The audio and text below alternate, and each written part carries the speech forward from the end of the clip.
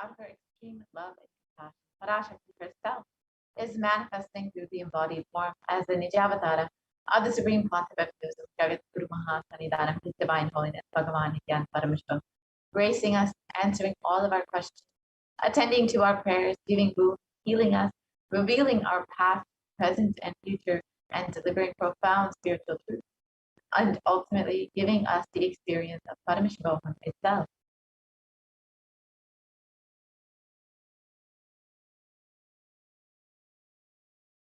And in the words of Devi Parashakti herself, praising Para, expressing as the Vedas and Agamas, blossoming as the Imkara, filled as Parashodasi, living in the 40 triangles, Kailasa Swami, who is the Kailasa Tripura Chintamani, Parashodasi, sitting as part of Paramashiva and Parameshwari, who rules the world, Paramashakti, Manonmani, Meenakshi.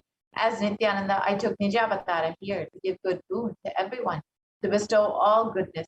Hiranya Garbhasvarupini, Brahmanda Yoni, Shami, Chandramauli, Rapala, Aparna, Uma, Parvati, Navayavana.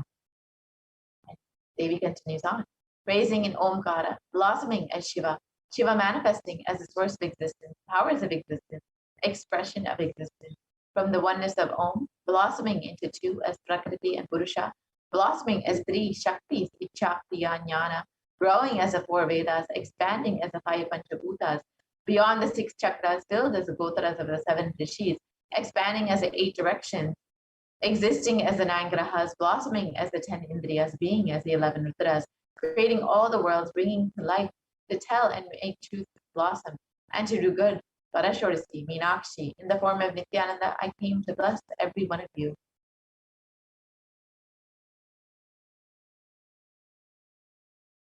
So how do we receive Devi Parashakti?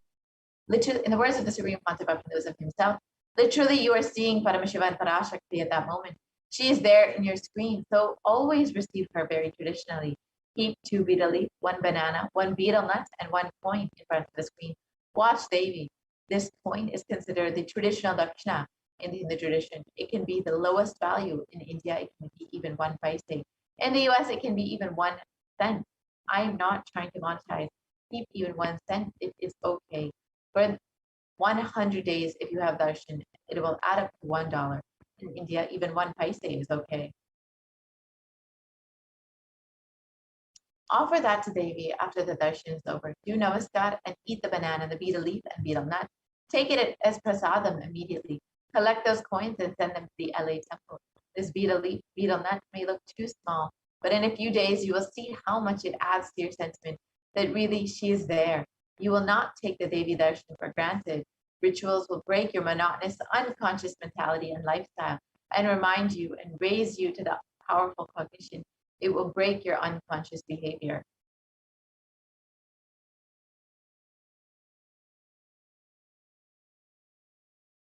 So how can you set up your tambulam? In this example, you can see here, you can have 2 betel leaf, 1 banana, 1 betel nut, and 1 coin, and you can put that all in a plate and offer that to Devi Parashakti every day. Put it in front of the screen and offer that to Devi during the darshan every day.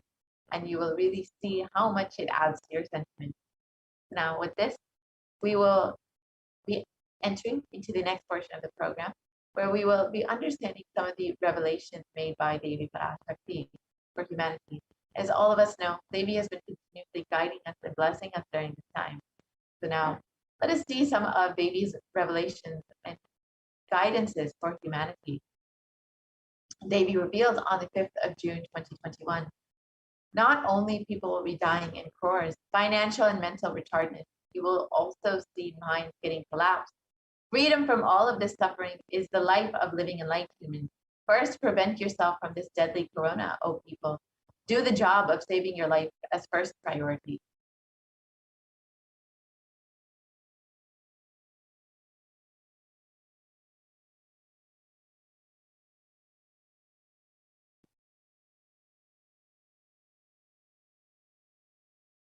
And after Devi's revelations about mental health issues on the 5th of June, 2021, we've seen multiple articles in the media and research published about how mental health has been devastating people across the globe. In global news, it was reported that psychiatric symptoms like depression and anxiety have been exhibited by COVID-19 patients. And according to this study, neurological symptoms like depression and anxiety are also showing to be common in those who have contracted COVID-19 and even more in mild cases. And in BMC Psychology, it was published on 2021, June 8th, that about the impacts of COVID-19 on the mental health of US college students. And in this research, it shows that the results indicate that students closer to graduating face increased levels of anxiety and feeling of loneliness and depression. And many have reported worries for the health of loved ones as the ones that most impacted their mental health status. And the need to take care of the family has most affected their current and future plans. So almost 1/2 of students took to exercising as a solution. So you can see that more than 50% of college students are experiencing some form of mental health issues.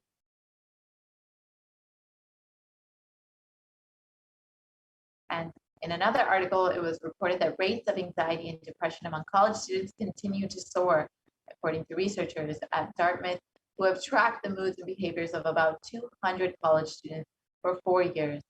And they say that stress levels are at their highest. This was published on June 10th, 2021.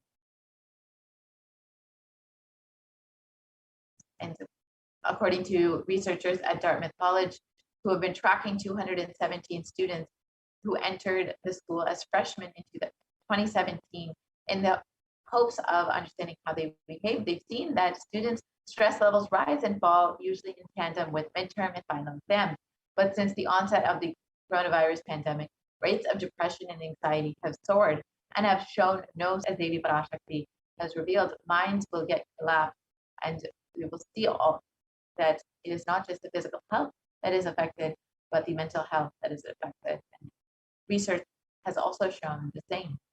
Now let us look at Devi Parashakti's revelations about the secrets of the universe.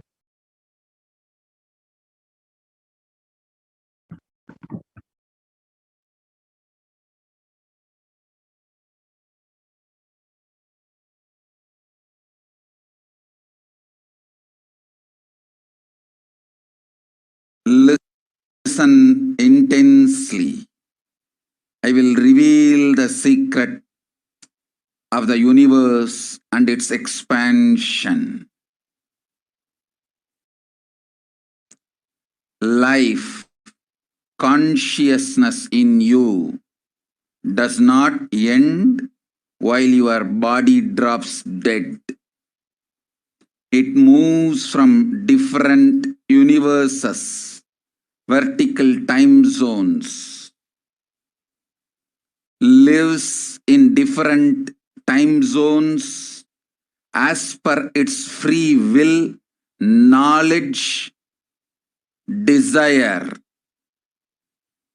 but ultimately to get enlightened, complete liberation, Paramashiva Padam, your soul has to come back to this karma bhumi, the Bhumandala. This Bhumandala and the Jati ecosystems, the caste ecosystems, Hindu, Jnana, Sannyasa, Yoga, Grihastha, multiple spiritual ecosystems are created for the souls to come back and rebirth and grow more and more towards enlightenment easily, quickly, in accelerated speed and space. Now, too many souls from the cosmos is landing into this Bhumandala to be part of Kailasa and to manifest Kailasa That is the reason the rate of expansion of the universe has been accelerated. An intense ecosystem for great enlightened beings and incarnations to land is being manifested by me through my Nijavatara Nithyananda and this Kailasa. All the blessed fortunate beings will be attracted to Kailasa and experience liberation. Kailasa is the space where Sanatana Hindu Dharma, cosmic science is nationalism. This cosmic law is the country law. Sanatana Hindu Dharma is nationalism. These cosmic truths will be the truths of the country, society, ecosystem. Society, country, judiciary, ecosystem, all this of Kailasa will be aligned to the cosmic law, the cosmic energy, universal existential truth. Because Kailasa, cosmic ecosystem is manifesting. Expansion of the universe has been accelerated. Universe is celebrating the happening of our Nithyananda and this Kailas.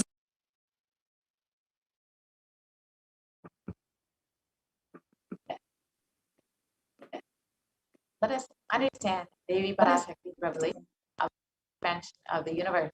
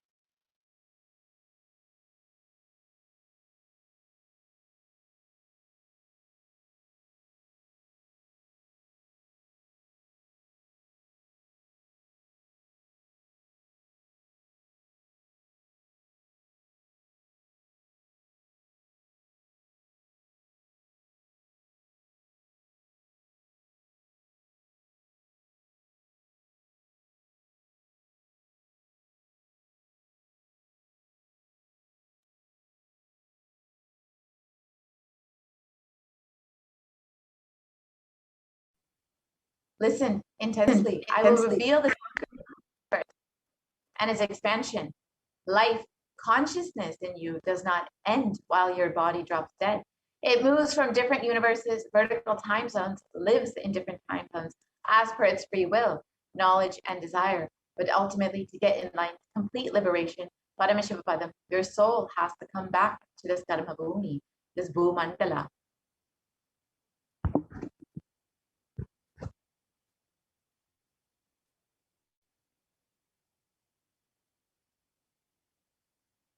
This Bhumandala and the system, the caste ecosystem, Hindu, Jnana, Sannyasa, Yoga, Grihastha, multiple spiritual ecosystems are created for souls to come back and rebirth, grow more and more towards enlightenment, quickly, easily, in accelerated speed and space. Now, too many souls from this cosmos are landing into this Bhumandala to be a part of Kailasa and to manifest Kailasa.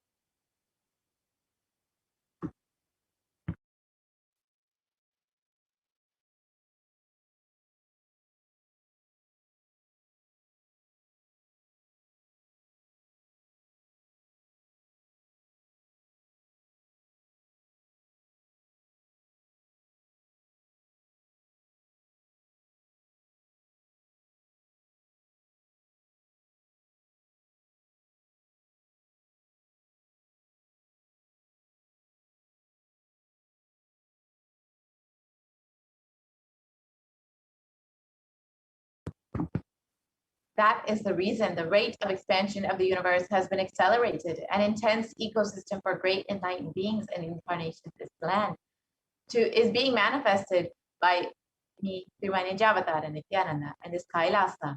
All the blessed, fortunate beings will be attracted to Kailasa and experience liberation.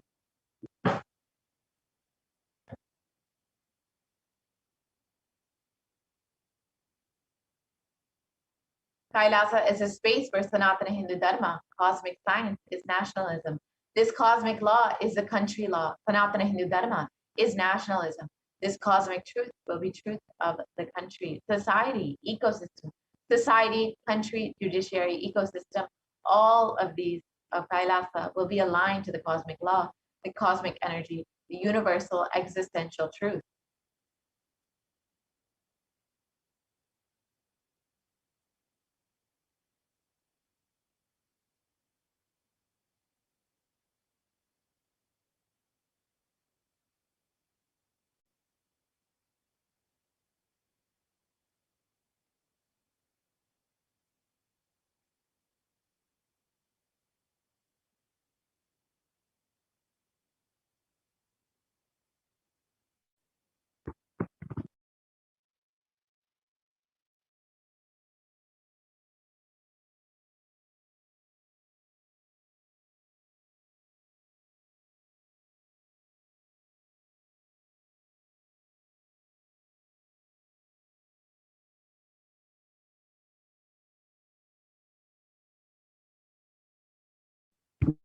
Because Kailasa cosmic ecosystem is manifesting. Expansion of the universe is celebrating the happening of my Nijavatar and Nithyananda in this Kailasa.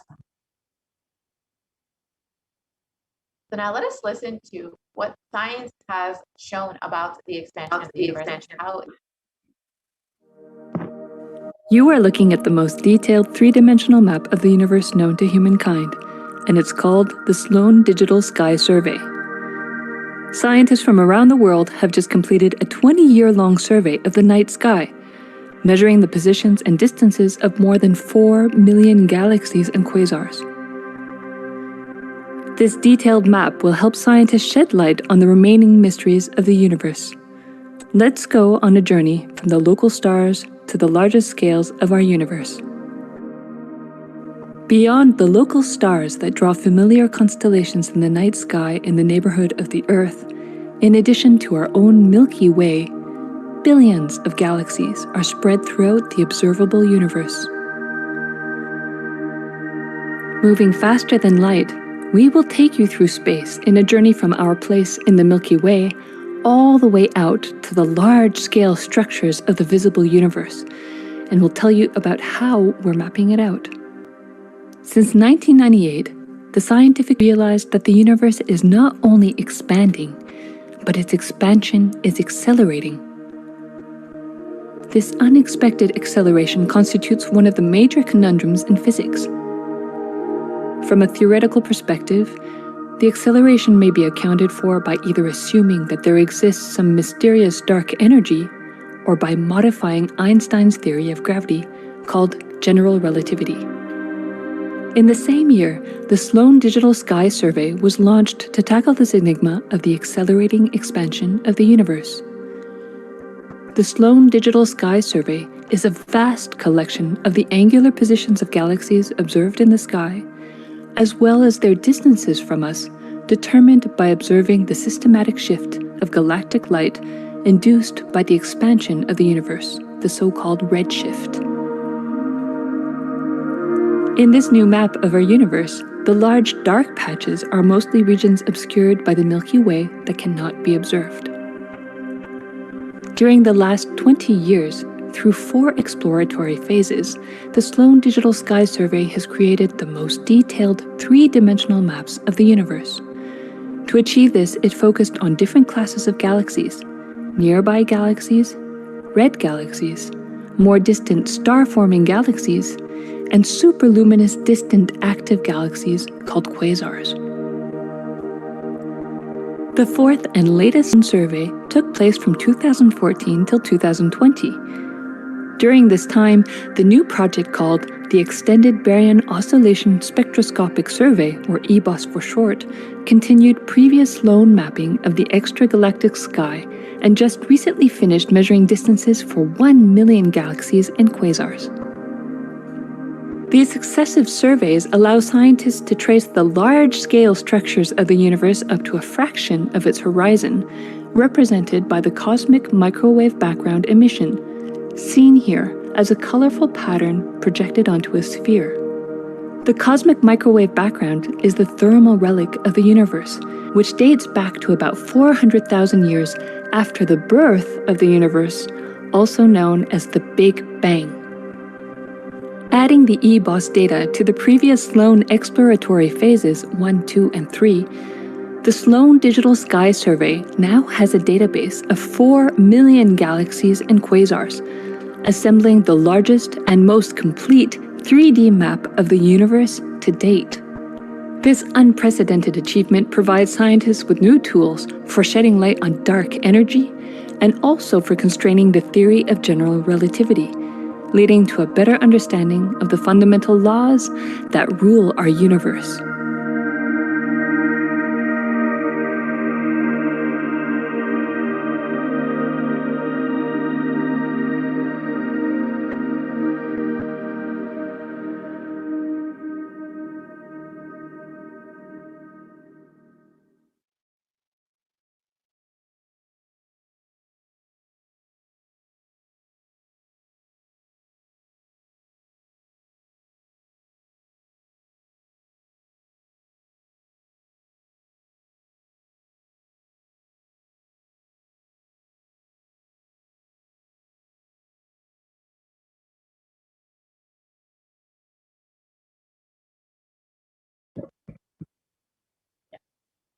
Now that we have seen what's said about the expansion of the universe, let's look at other research about the expansion of the universe and its acceleration. According to National Geographic, the universe seems to be expanding faster than all expectations. New evidence deepens a mystery around the Hubble constant of the most important numbers in cosmology.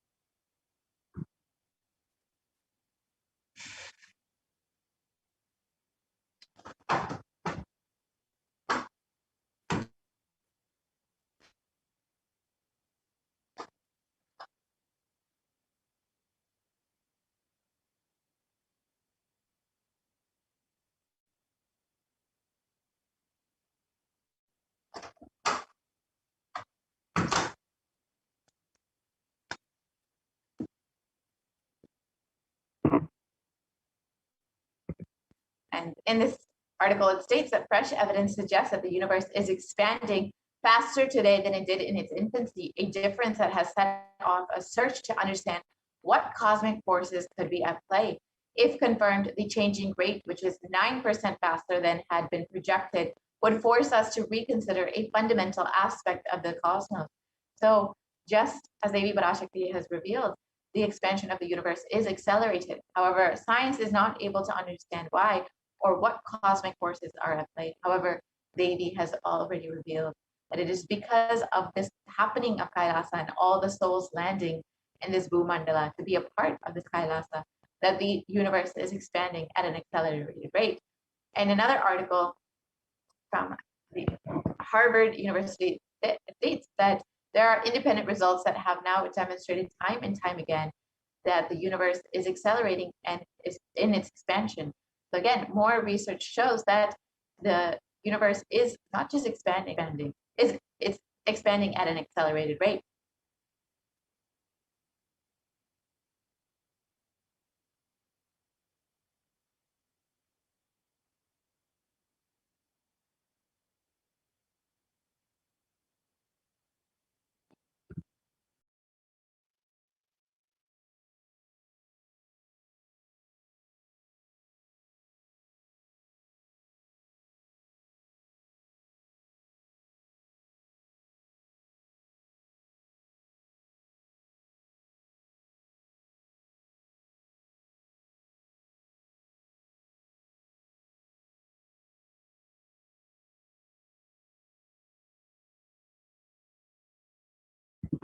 Yes, now let us listen to what the Supreme Pontiff himself has explained about the expansion of the universe and its acceleration. Listen, the key information, the key line I wanted to bring all your attention through this video is universe is not just expanding, its expansion is accelerated. Please understand. Last few years, I am screaming in top of my voice that superconscious breakthrough is happening. Please understand. It is not only just the physics level, the universe expansion is accelerated. It's a dark energy, the dark matter, in that level, the unmanifest, in avyakta, unmanifest level itself, the expansion is accelerated intensely. Please understand. The expansion is accelerated intensely in the dark energy, in the dark matter, unmanifest, avyakta swarupa of Paramashiva. See, Paramashiva's manifest form only is this world which we are all enjoying, experiencing. There is an unmanifest form of Paramashiva, dark matter. What we call dark energy, dark matter. The triggering of expansion, not just expansion, acceleration of expansion is happening. That dark energy, dark matter. Because scientists are using the word dark energy, dark matter, I am using the same word. But if you ask me to give a right word, I will say Swatta Sutta Swayam Prakasa Jyoti. I will call it a superconscious energy, superconscious matter. See, because the human eyes can't cognize, human beings are calling it as a dark matter. But because human eyes can't cognize, but third eye can cognize, I am calling it as a Swayam Prakasa Jyoti. Jyoti, light, superconsciousness, is the word rishis, enlightened beings, will use.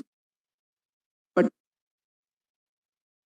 unfortunately, scientists have their own limitation.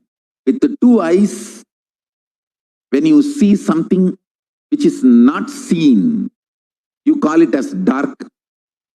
With three eyes, when you see something and you know it cannot be seen by the two eyes, you call that as Jyoti.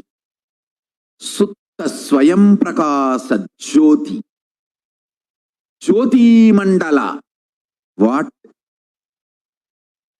we show as Jyoti of Arunachala, what exists as unmanifest of Paramashiva, is one and the same. Please listen. This acceleration of expansion is from the unmanifest, avyakta, sarira of Paramashiva, the unmanifest space of Paramashiva. From that, the acceleration of expansion is happening. Now, the superconscious breakthrough is imminent. It has to happen. It is happening. I have been sent to planet Earth to facilitate this only.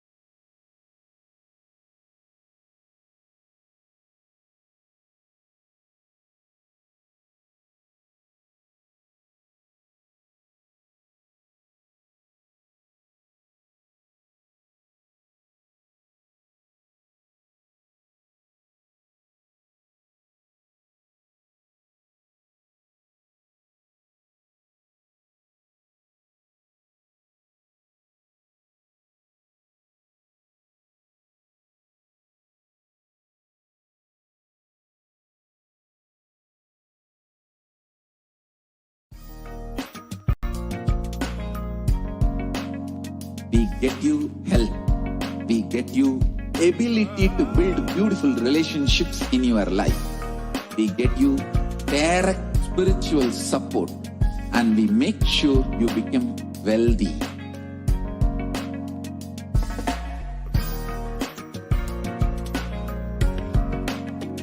We won't stop giving you just good life. We will literally not stop till you live enlightened life. Manifesting the state of Paramashiva, space of Paramashiva, powers of Paramashiva, being of Paramashiva.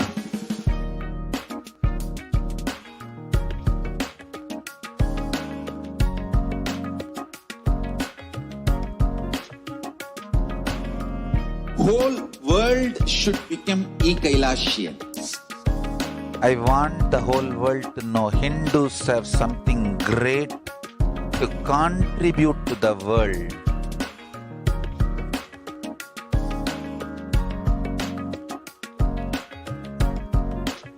We have something world.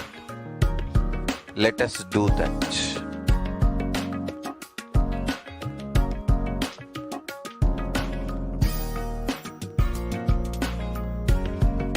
E-Kailasa is proper customized spiritual service helping you to identify your root patterns of suffering.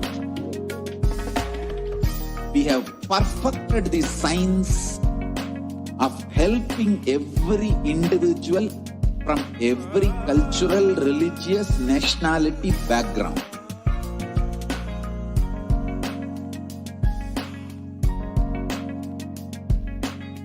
You will have lowest reactionary assumptions, highest awakened response, alive response for life continuously.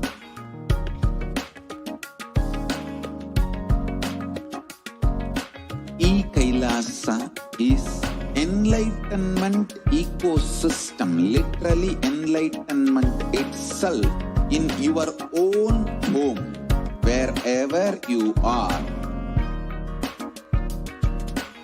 Proper customized spiritual service helping you to complete with your life negativity, withdrawal from life, self-hatred, self-denial, self-doubt, so much of tiredness, laziness. We can support you aligning your diet, your attitude, your aptitude, your understanding about life. We can help you with everything.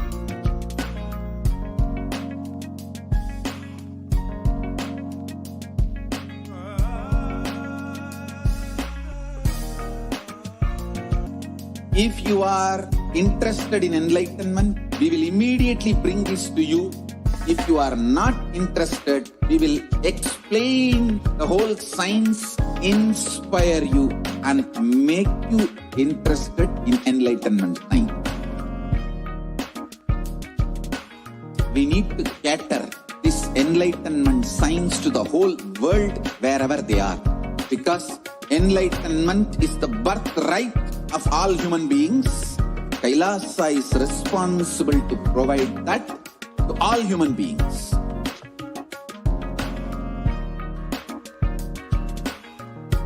Kailasa is the totality of the knowledge I received from my gurus and practice manifested in my life, perfected by teaching millions of people from all cultures, time zones, backgrounds, genders, nationality, race, from every creed.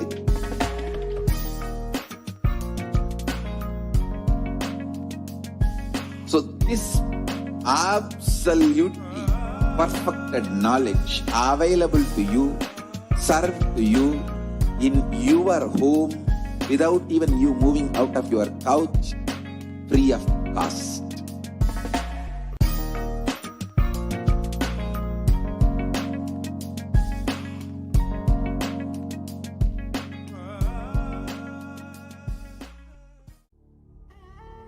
What I mean by the word e-Kailasa, listen intensely. Enlightenment ecosystem, literally enlightenment itself, in your own home, wherever you are. If you cannot come to Kailasa, it's okay. Kailasa can come to you. Kailasa coming to you is e-Kailasa.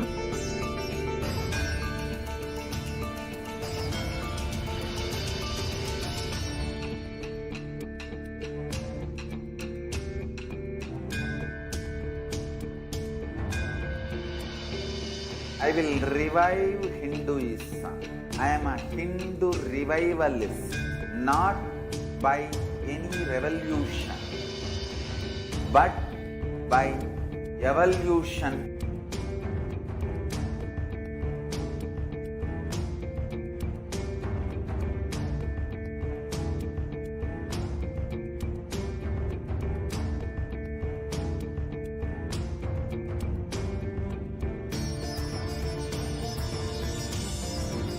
And setting model community.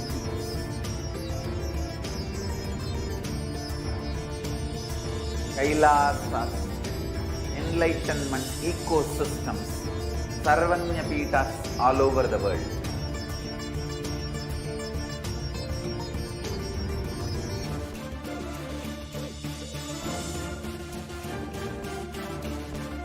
All powerful cognition, knowledge, only when you live, power manifestation and possibilities manifestation happens. This is a fundamental truth.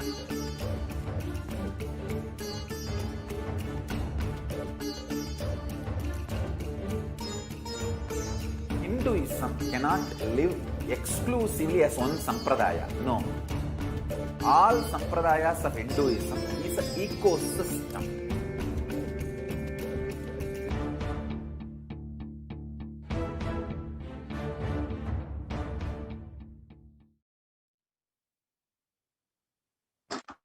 Nithyanandam, welcome back to viewers. Now let us enter into this next segment where we will be understanding some of the various offerings that we can make to Devi Parashakti. And an offering is just made out of your pure love and devotion to Devi, just to say thank you, say I love you, and just to show your devotion to Devi Parashakti for manifesting your life through Swamiji. So now let us enter into this segment and understand how we can connect with Devi, how we can connect with Swamiji through these offerings, and how we can open ourselves up to receive more and more blessings. The best space to receive the divine is through gratitude. And so these offerings will just open your being and allow you to express your gratitude to the divine.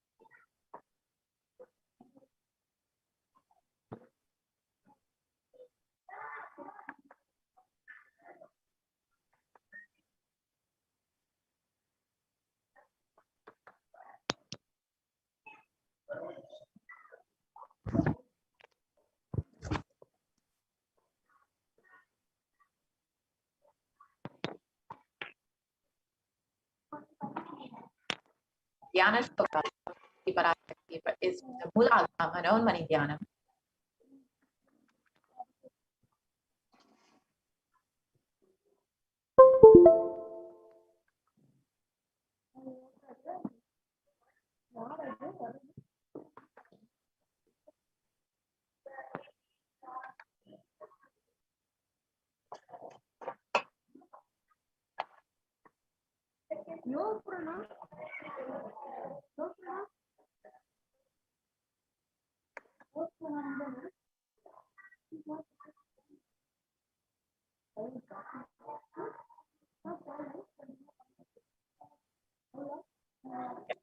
We go to the Dhyana Shloka for the Parashakti. Look at the translation of the Dhyana Shloka. The Dhyana Shloka is used to invoke the presence of the Parashakti.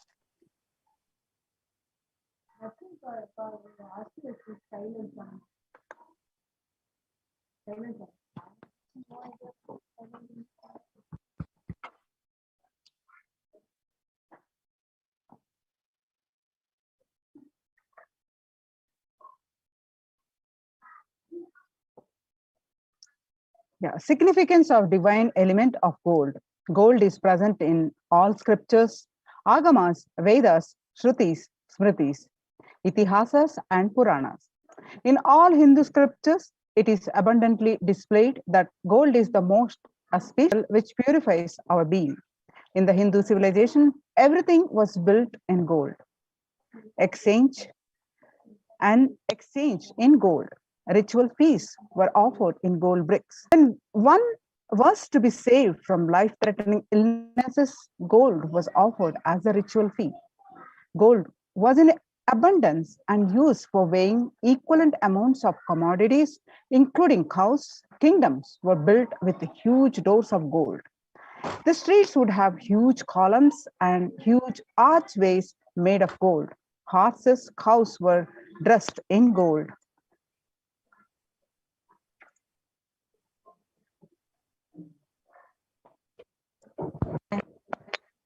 Hindu civilizations thrived on the banks of rivers of gold. The Indus River is called the Hiranyamaya, the river of gold, in the Rig Veda. The river Saraswati was called the Hiranyavartini in the Atharva Veda. Gold is the supreme element for offering gifts to the ones you love and revere. Temples are constructed and paved in gold. Deities are made in gold and decked and adorned in gold because gold, it preserves the enlightenment energy for thousands of years. It lasts forever.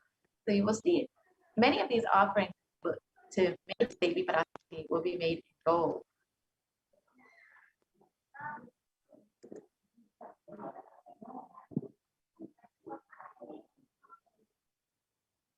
So, E-Hundi,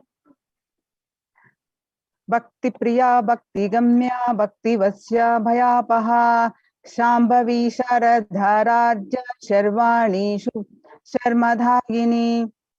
Devi is born of true devotion and is realized through true devotion. She can be won over through true devotion. She removes all fear.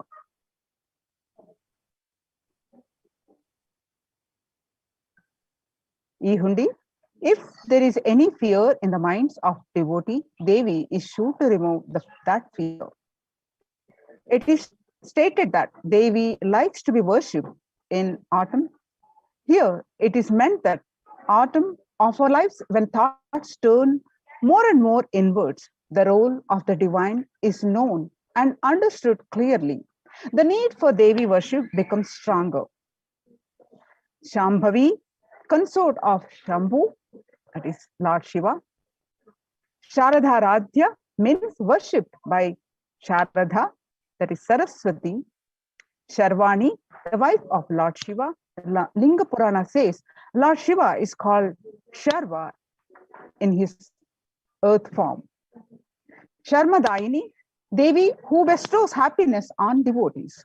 You can offer your gratitude and devotion to Devi Parashakti by offering your Kanika and your name shall be chanted out during the puja to Devi. You can offer any amount to E-Hundi.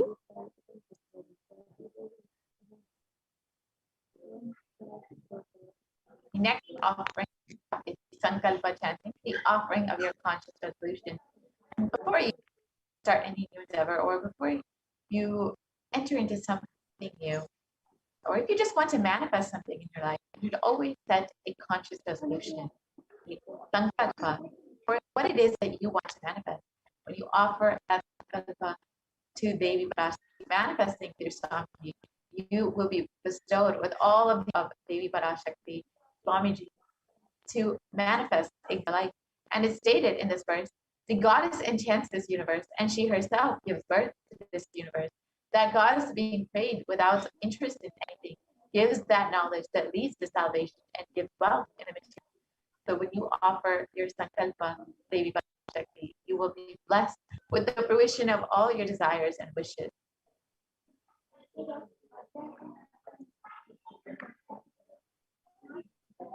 Then next offering to Devi Parashakti is Sahasranama Swarna Kasu. Devi is Nama Parayana Preta. This she who likes repetition of her various names. Lalita Sahasranama, verse 731. This is the offering of 1008 names of Devi Parashakti. It is a very special and unique archana offered to the Mahameru to Devi Parashakti. Offer a gold coin inscribed with each of the 1008 names and receive the blessings to have the Ananta Kalyana Guna, all the divine qualities of Devi Parashakti. This offering to Devi Parashakti, Sahasra Swarna Kaso, you can offer at various sizes, $75 or $151 or $251 US.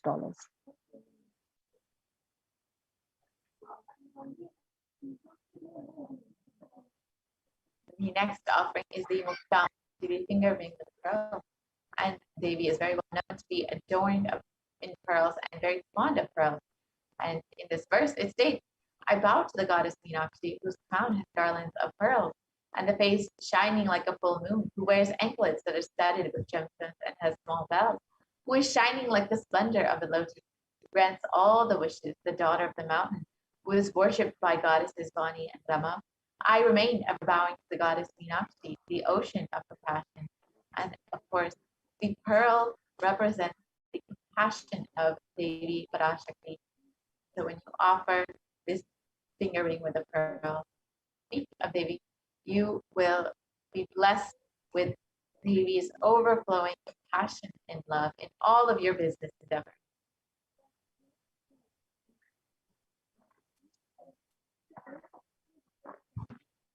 The next offering to Devi Parashakti is Mukta Anguti, finger ring with a pearl. The scriptural reference, I bow to the goddess Meenakshi, whose crown has garland of pearls and the face shining like a full moon, who wears anklets that are studded with the gemstones and has small bells, who is shining like the splendor of lotus, who grants all the wishes, the daughter of the mountain, who is worshipped by the goddess Vani and Rama.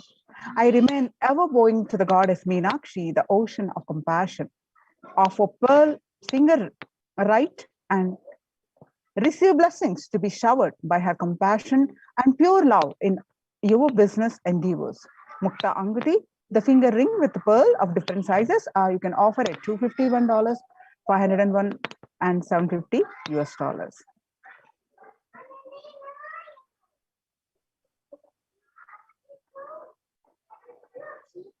Next up is and in this verse, it describes the golden lotus that is found in many rituals. In the Kamikagama, it states that all the kalashas should be wound around with suitable thread and covered with a new cloth. They should be adorned with a lotus flower made of gold. You can see that the golden lotus is very significant in many rituals in Hinduism, as it should be adorned on all the kalashas.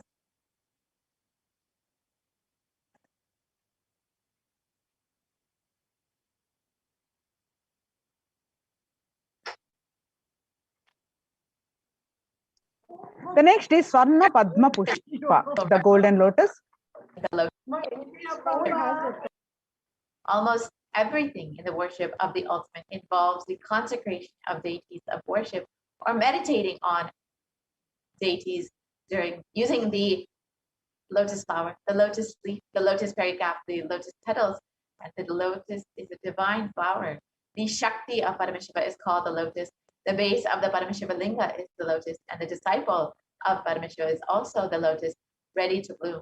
So you can offer the golden lotus in any size that you wish and be blessed to have the state, space, and power being of Devi Parashakti and Paramashiva in your inner space amidst any and every adverse situation in your life. Just as the lotus blooms in murky waters, you too shall bloom in any adverse situation in your life.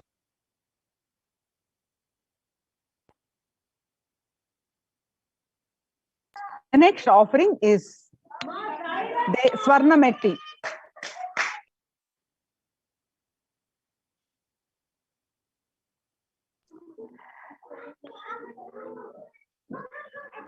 You whose brightness from toenails destroy the darkness on the minds of your devotees who prostrate at your feet. You whose brightness from your 2 feet overpowers that of the lotus flower too. Offering to Devi Parashakti Swarnametti, the gold pouring is $750 US.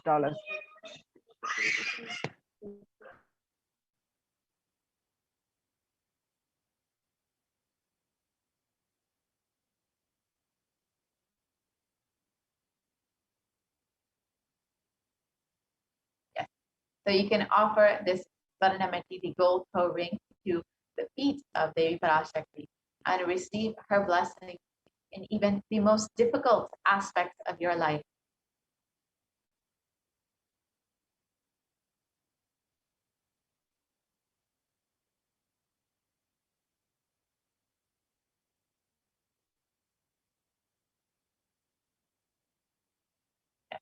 You can offer the Swarnametti for $750 and receive the grace of Devi Parashakti in all of the difficult aspects of your life.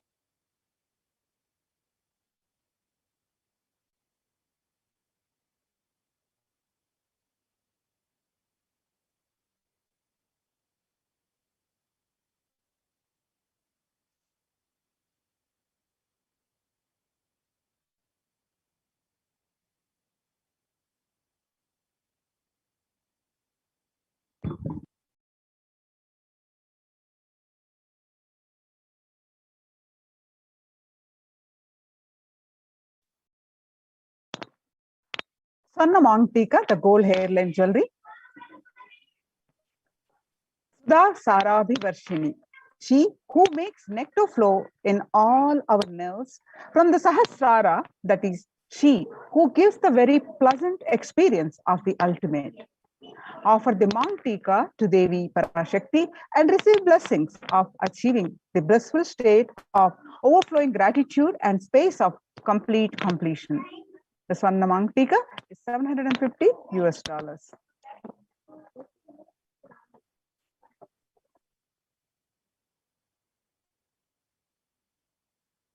The next offering is the Pratiksha Pada Puja, the offering of worship to the divine lotus feet of Swamiji, who is manifesting Devi Parashakti for each and every one of you. And in the Saundharya Lahiri, it states that the nails have been sharpened by constantly being touched by the crowns of the celestial beings who always prostrate before Devi. Tamoguna is darkness. And in this stotram, tamas is indicative of ignorance in the minds of the devotees. And by Devi, their ignorance is removed and they attain the ultimate knowledge. So you can offer the Pratiksha Pada Puja to the feet of Swamiji and receive the most auspicious blessing and a sweet path to enlightenment, to attain the ultimate knowledge. And in just another few weeks, we will be having the Diwali celebration, where you can offer your gratitude in the form of Pratiksha Pada Puja to the feet of Swamiji, who is manifesting Devi Parashakti for you, for your healing, for your protection, and to bless each and every one of you. So if you're just overflowing with gratitude, you can go ahead and offer the Pratiksha Pada Puja. The next offering to Devi Parashakti is Vastra Seva. Nakadiditi Sanchanna Namajjanatamo Guna Padadvaya Parvajala Parakruta Saruruha. The illumining splendor of Devi's toenails dispel the darkness of ignorance in the devotees prostrating at her feet. Her feet defeat the lotus of beauty. This is Saundarya Lahari, Sloka number 83. Offering to Vasta Seva blesses the Yajaman with all auspiciousness and blessings of the Supreme Pontiff of Hinduism, Jagat Guru Mahasannidhanam, His Divine Holiness Bhagwan Nithyananda Paramashivam. The offering of Devi Parashakti Vasta Seva is $1,008.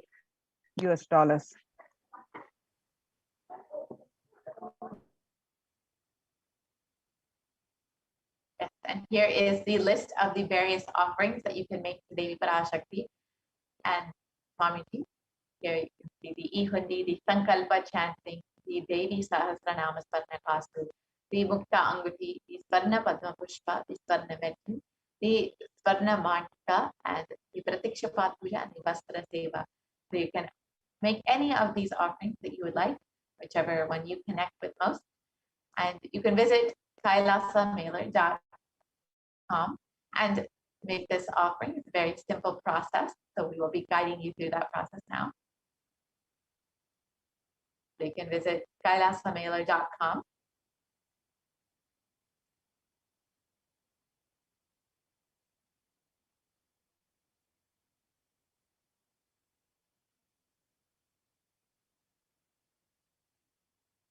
Yeah.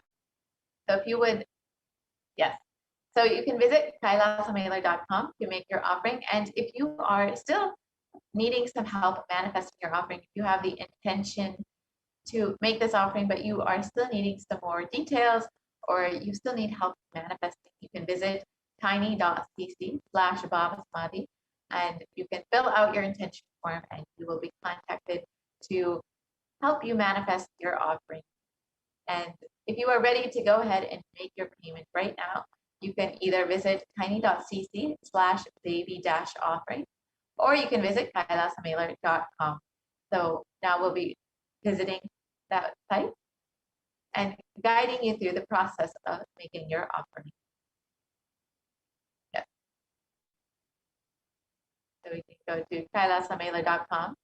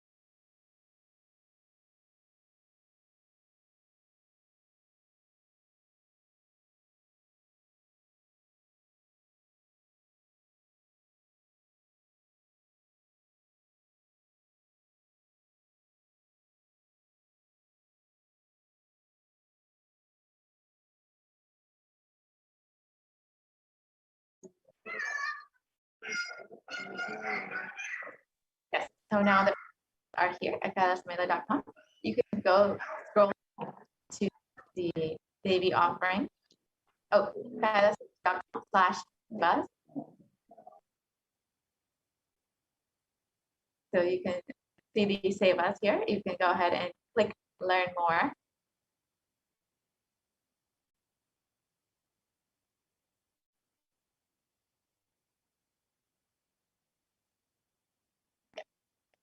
Scroll down and see the offerings to Devi Parashakti here. Yeah, you can see the offerings to Devi Parashakti.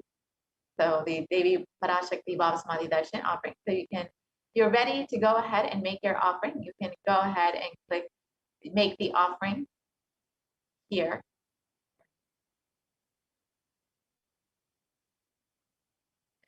And once you have done that, you will be directed to this page.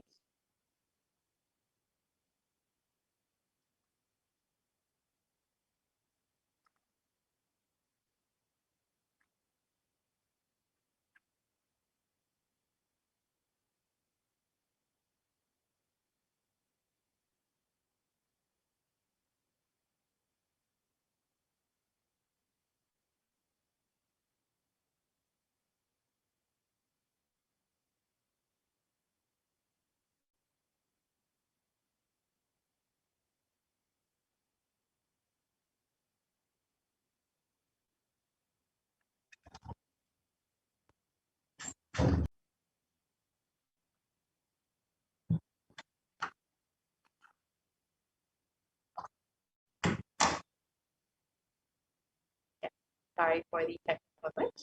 We'll be right back with that website and understand how to make your offering.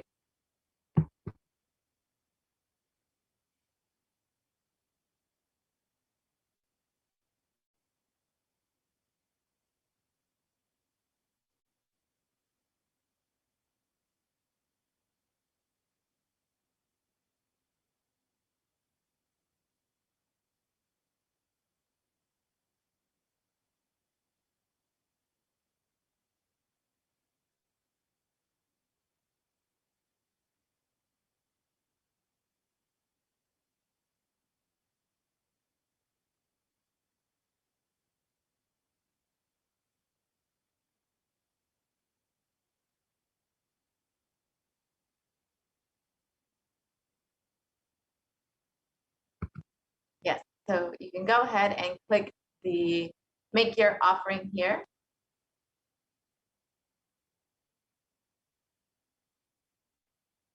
And you'll be, sorry, we can go back to the offering page.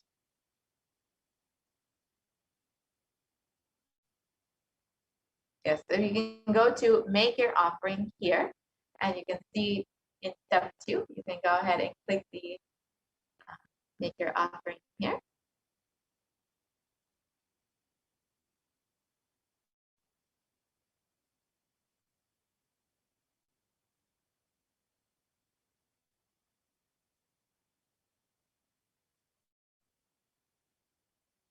So once you go ahead and click on the Make Your Offering here, you can go and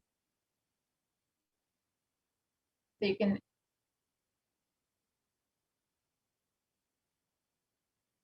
go ahead and choose the offering that you would like to make. And once you've chosen the offering that you would like to make,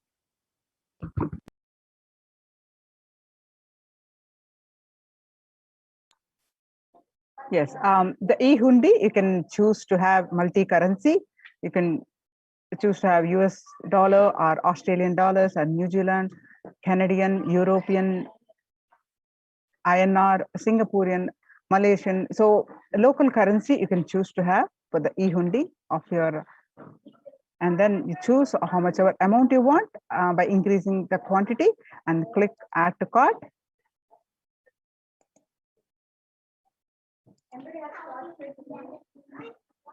Complete your transaction.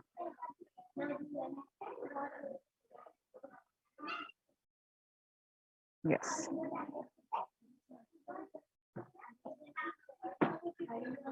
Now, with this, we are going to move on to the next part of the segment. The Kailasas, de facto spiritual embassies of Kailasa, which are now the Kailasas Code Care Protection Centers.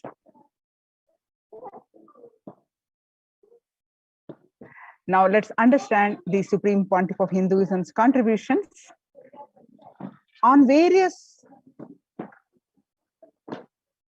areas to not only to combat the COVID-19 pandemic, which is shaking the whole world, on physical health, mental health, and the global peace. So with the blessings of the Supreme Pontiff of Hinduism, Jagat Guru Mahasannidhanam, His Divine Holiness Bhagwan Nithyananda Paramashivam's blessings. So what are we learning from this segment today? Concerning statistics on mental health and global peace across the world due to the COVID-19 pandemic.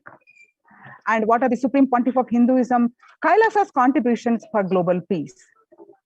And Supreme Pontiff of Hinduism, spiritual solutions for COVID-19, and Kailasa's COVID care protection centers, some glimpses, and why temple-based ecosystems. UN recognizes Kailasa's contributions. Join Kailasa's COVID care protection centers if you are in India. The crisis that we are under. Today, people around the world are trying to grapple with the grim reality that the pandemic is far from over. The aftermath of the current calamity, the greatest economics of the world are facing disastrous futures. Countries are facing off each other in deep mistrust.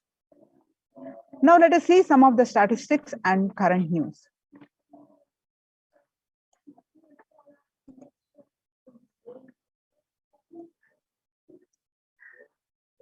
In Australia, the record high cases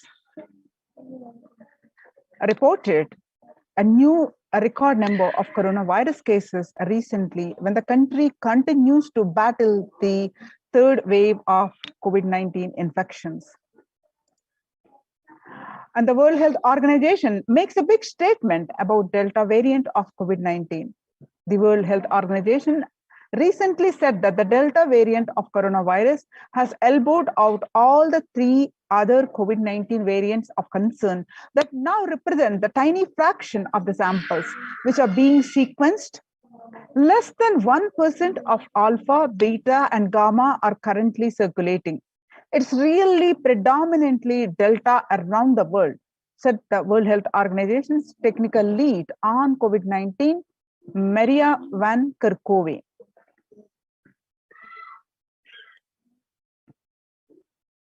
COVID-19 has now killed more Americans than the influenza pandemic of 1918 to 19 date. The coronavirus pandemic has now killed more Americans than the influenza of 1918. 1918 to 19 influenza pandemic infected about 25% of Americans and killed an estimated 0.65% with 675,000 deaths. And COVID-19 has infected more than 12% of Americans and killed about 0.2% with 676,000 deaths. Now that the US death toll from COVID-19 has surpassed the 676,000, the coronavirus pandemic has killed more Americans than the 1918 to 19 influenza pandemic did. Axios and the Associated Press both reported the grim milestone recently. So COVID-19 now officially US deadliest pandemic as the death toll crosses that of the 1918 to 19 influenza flu.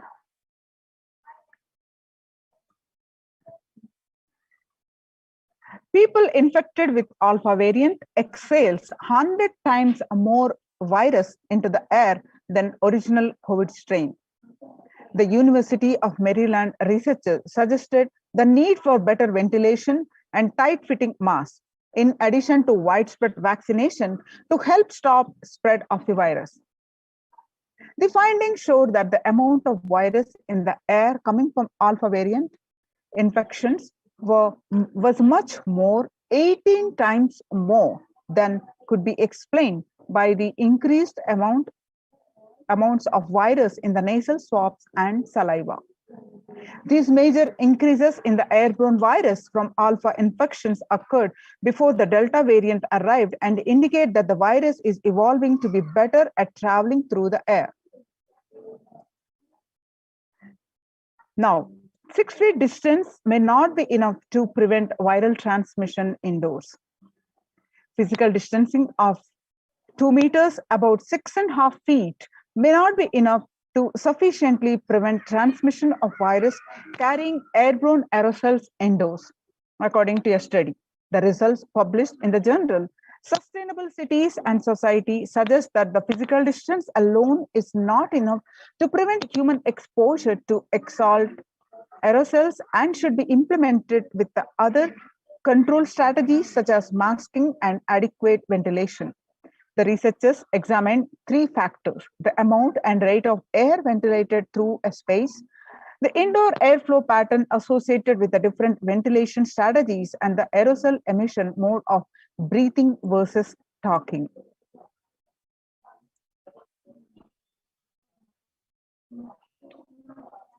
United Nations Delta variant and still most concerning, says the World Health Organization's expert. Even with the emergence of the new COVID-19 variant, remains the top concern globally, appearing to outcompete others. Senior officials with the World Health Organization said recently. In US, COVID-19 pandemic is nowhere under control, says the chief medical advisor, Anthony Fauci. He said, right now we are still in pandemic mode because we have 160,000 new infections a day. That's not even modestly in good control. In an interview with Axios, the US has reported 40 million cases of COVID-19 since the outbreak of the virus, with over 4 million infections adding up in the past few weeks. The increase in COVID cases comes as the US administration earlier this month announced that it is planning to provide booster shots of the vaccine as the Delta variant has become dominant in the nation and is wreaking havoc. The surge in Delta variant is driven by the local vaccination coverage in many communities across the US, according to the US Centers for Disease Control and Prevention. In a country of our size, you can't be hanging around and having 100,000 infections a day. You have got to get well below 10,000 before you start feeling comfortable, Mr. Fauci said. COVID-19 made the world less peaceful. Not only it's a concern of the health, both physical health and mental health, but it is causing the violent incidences and fatalities and making the world less peaceful, according to the World Economic Forum.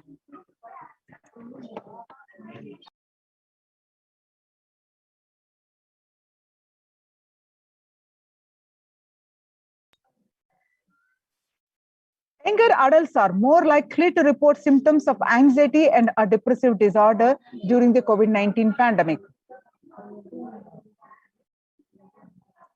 According to the age groups 18 to 24, the youngest adults are reporting symptoms of anxiety and a depressive disorder, about 56.2, and ages 25 to 49 reporting 48.9, and ages 50 to 64 reporting 39.1, and ages 65 reporting 29.3.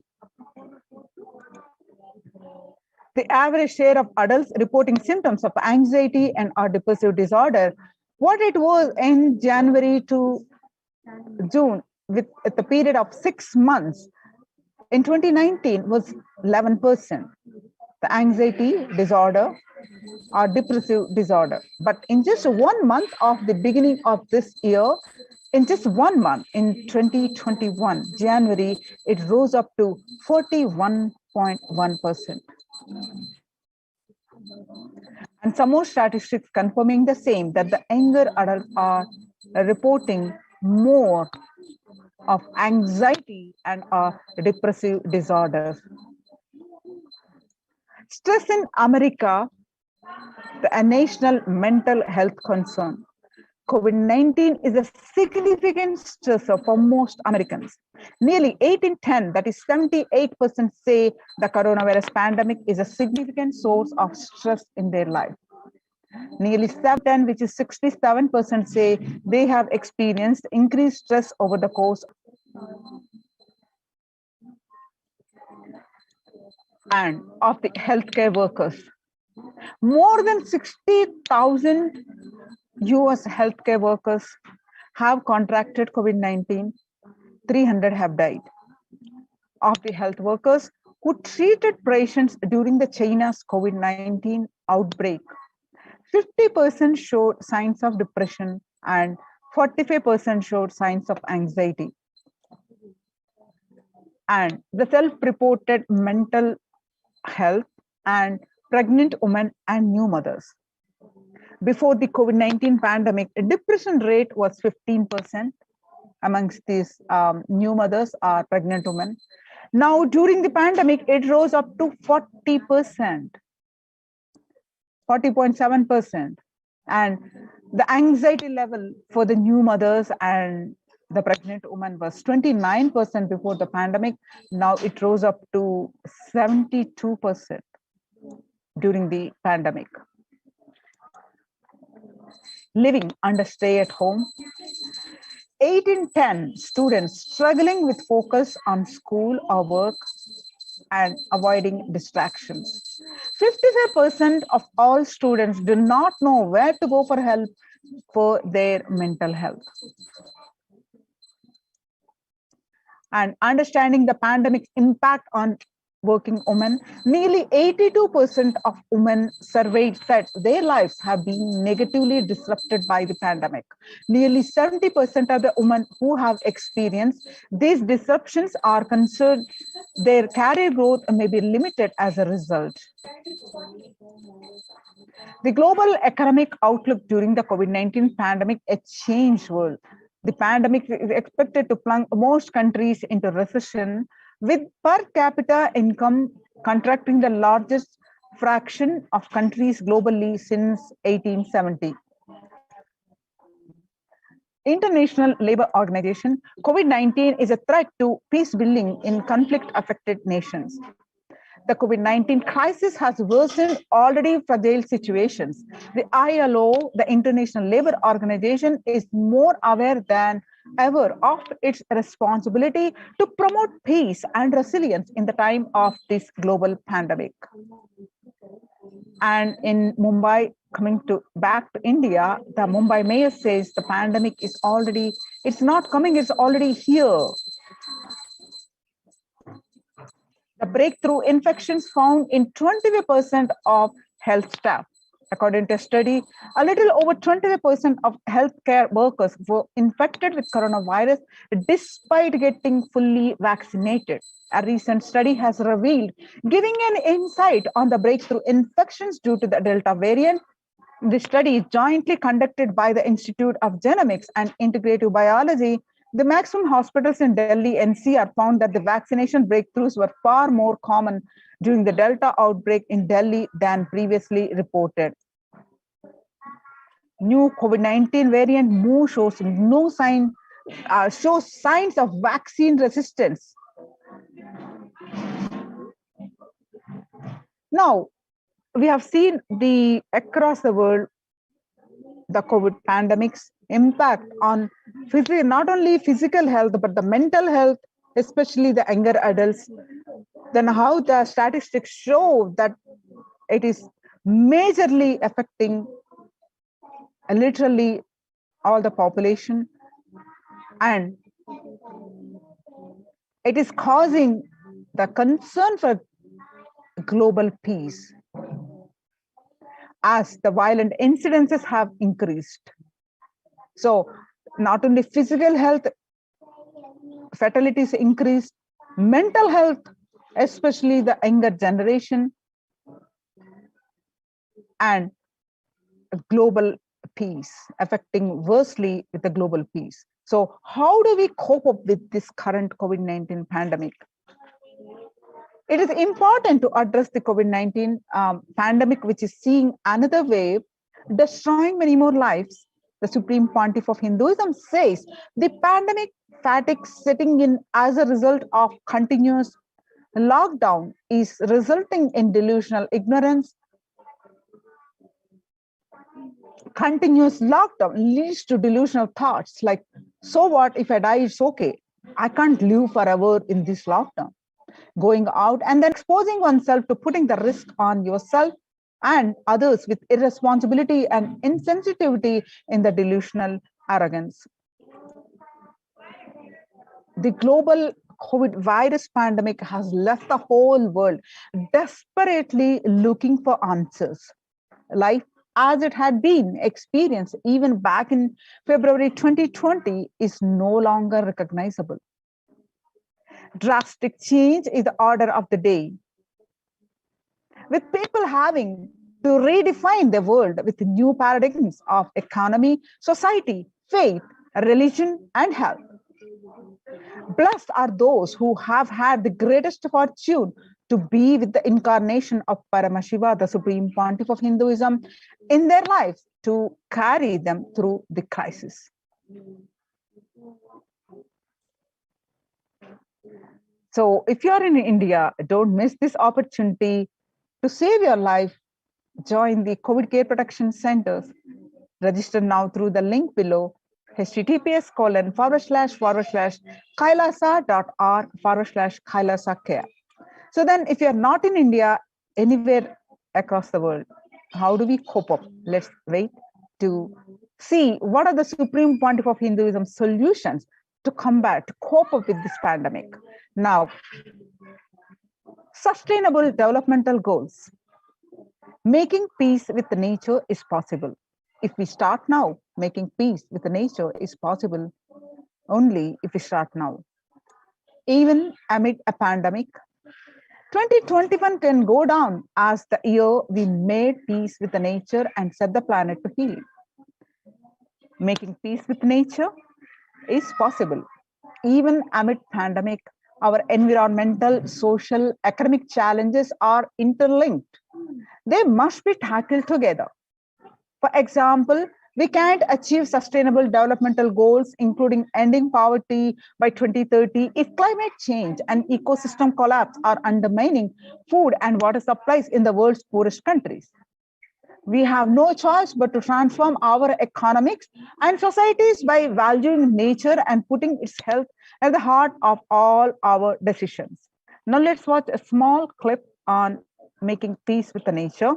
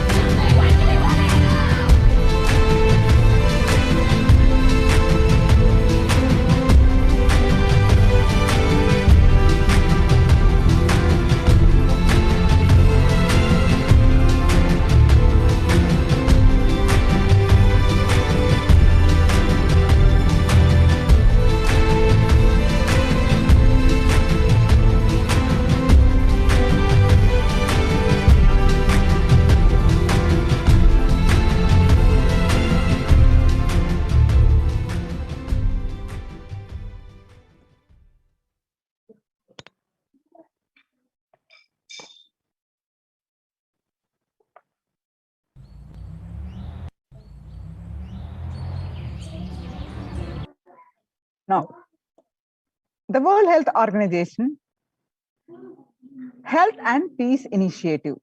Health and peace are interlinked, interrelated. In the words of the Director General of the World Health Organization, Dr. Tedros, there cannot be health without peace, and there cannot be peace without health. If individuals and groups enjoy the equitable access to health services, fulfilling their rights to physical and mental health, and health actors design neutral health interventions that promote trust and dialogue, and communities are empowered to cope with violent violent conflicts, then health coverage is more universal, grievances can be heard and addressed to generate trust around health emergency concerns. Affected communities are more likely to make meaningful contributions to peace and reconciliation. Incitement to violence. United States Institute of Peace. Amid COVID, we need enhanced international coordination to build peace. Tackling the pandemic and building resilience in fragile states requires concerted international action at local, national, and global levels. As the humanitarian and economic toll of the COVID-19 pandemic continues to grow, so does this risk that this crisis will fuel new conflict around the world while stemming prospects for resolving ongoing ones. Stronger health systems and universal health coverage must be a priority. For the first time since 1945, the entire world is confronted by a common threat, regardless of nationality, ethnicity, or faith. A new social contract between people, governments, and private sector, civil society, and more can tackle the roots of inequality with fair taxation on income and wealth, universal benefits, and opportunities for all. Now let us see the Supreme Pontiff of Hinduism's contribution to the combat the COVID-19, the various solutions that he providing continuously and to cope up with the pandemic, and how he's also greatly contributing to the global peace. Vedic civilization beautifully describes that yastu sarvani bhutani atmani ivana pushyati sarva bhuteshu chatmanam tadona vigagupshati. Ishavasya Upanishad verse 6. That is, global peace is the byproduct of the individual bliss. The Supreme Pontiff of Hinduism says, whenever an individual goes through a spiritual bliss, he manifests a beautiful, peaceful life for him and everyone around him. If he is powerful enough, he moves the whole city and manifests peace. He is more powerful, he moves the whole village, a whole country. If he is powerful enough, like incarnations, he moves the whole world and manifests peace for them. Global peace is the byproduct of the individual bliss. Here we are going to watch a video where the Supreme Pontiff of Hinduism describes that how the individual get the peace by practicing completion continuously. Here he clearly explains how by practicing completion and each individual gets the completion, enjoy the peace, bliss in his life, and adding to the global peace. Let us listen from the Supreme Pontiff of Hinduism.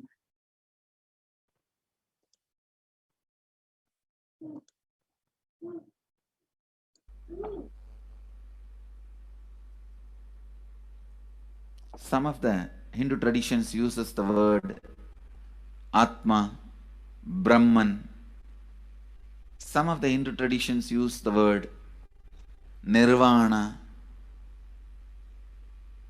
Whatever word you may use, Atman, Brahman, Nirvana, unified field of consciousness, whatever. But one thing I want to tell you, the deeper and deeper you go in your inner space, you experience the vast oneness The more superficial you are, the more incompletions you carry with others, even with yourself. The more superficial you become, even your own right hand and left hand fights with each other. Different parts of you fights with you. Different thoughts of you fights with you. Even you fight with you, the more superficial you go, the more deeper you start traveling. First, you get integrated. The you fighting with you stops.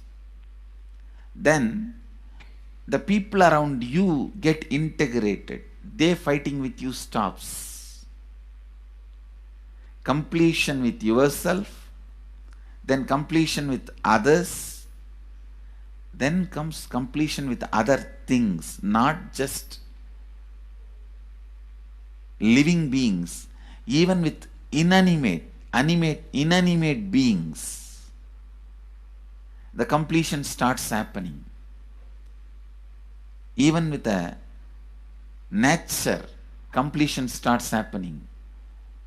Please understand, the more deeper you travel, the more deeper you go, the more deeper you settle down, the more deeper you start living. Your cognition expands. Your cognition includes. Your cognition becomes more and more inclusive. More joy, more bliss, more knowledge, more enlightenment. Please understand.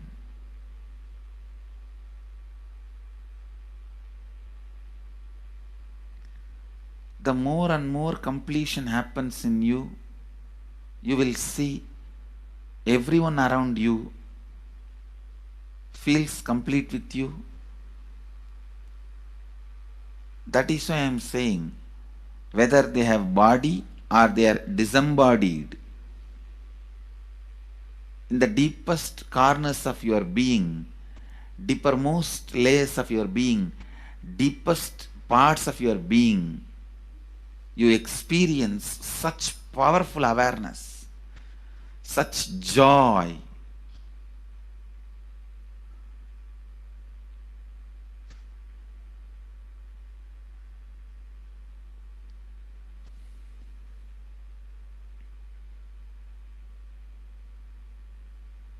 Going into the deepermost corners of your being not only is a joy, it's a power. Because suddenly you will see everybody around you, everything around you listens to you. It really becomes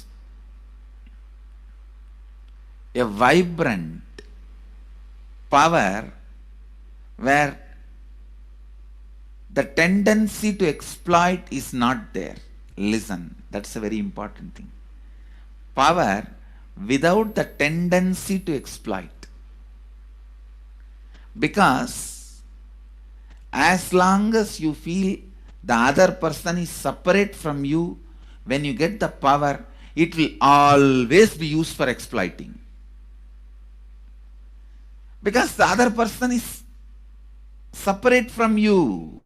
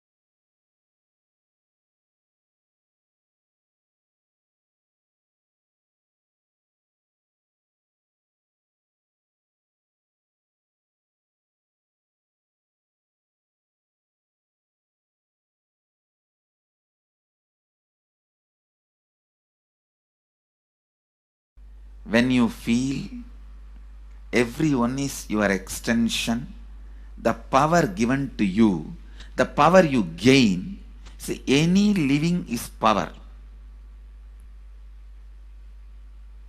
Powerful way. Even in that, you will become powerful. So any lifestyle you choose, you will get power in that field. Whether it is exploiting or enriching, murdering or raping or go on serving. Whatever lifestyle you choose, living is power. When you go into the deepermost core of your being and start living based on completion, I tell you,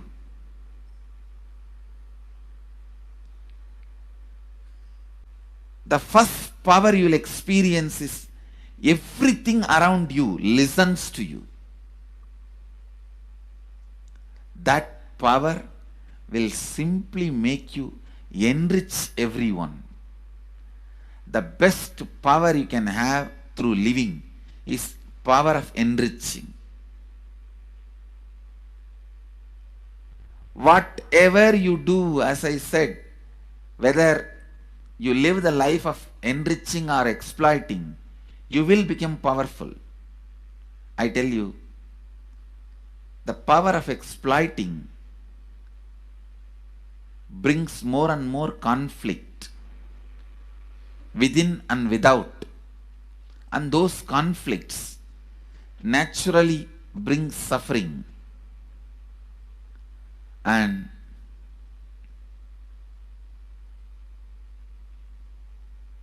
the power of enriching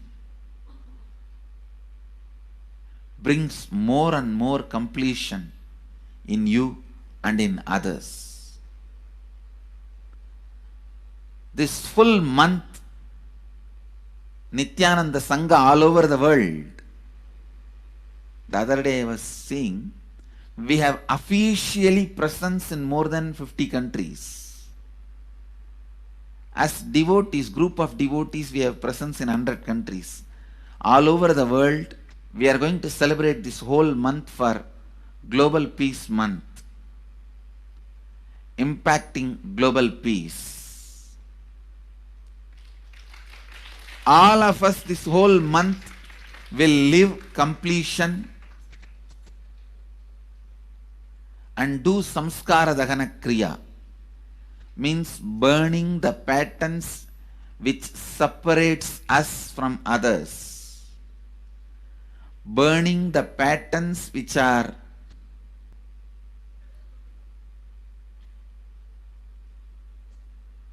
constantly keeping us in a superficial level. All over the world, we will be doing samskara dahana kriya, burning our patterns and leading us to more and more completion. And we also have special 3 Nitya Dhyana Yoga program teaching people science of completion and facilitating samskara dahana kriya. This month, 20th, 21st and 22nd,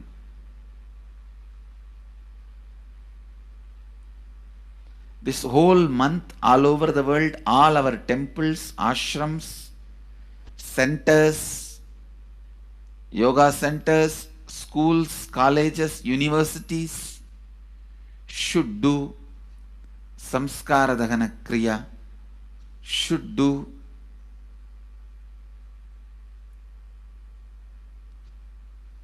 the practice of burning all the incompletions and patterns which leads to conflicts, bringing more and more peace inside us and outside us, spreading peace. This whole month, let's impact global peace. Let us really contribute to the global peace, not just talking about it. Let's do it. Let's do it. About it. Let's do it.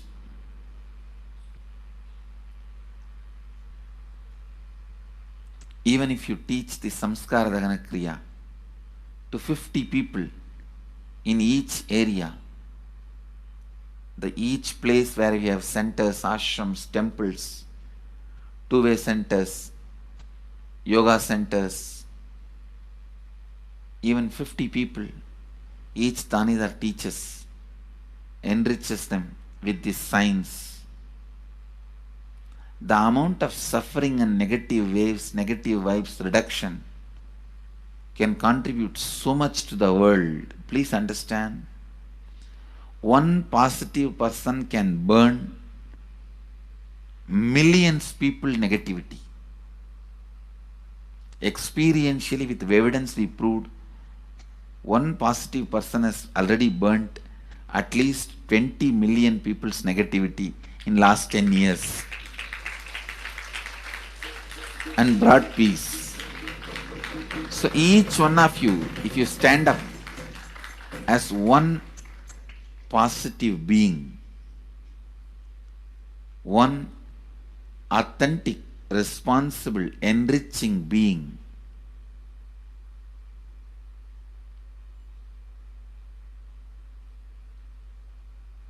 I tell you,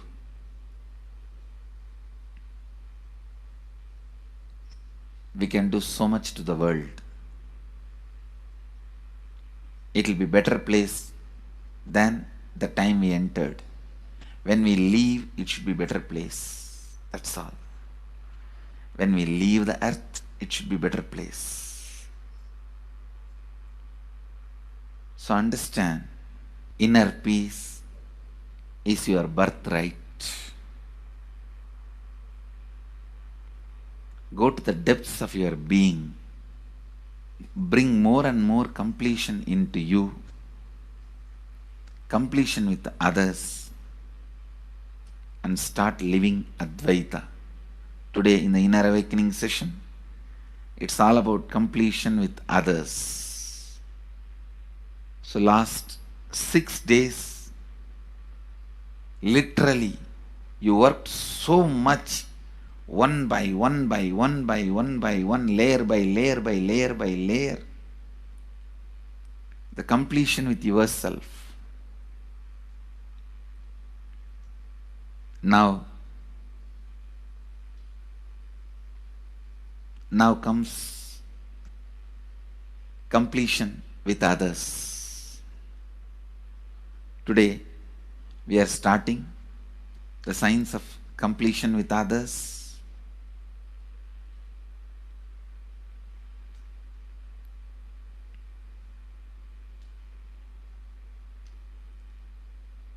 It's one of the most powerful science.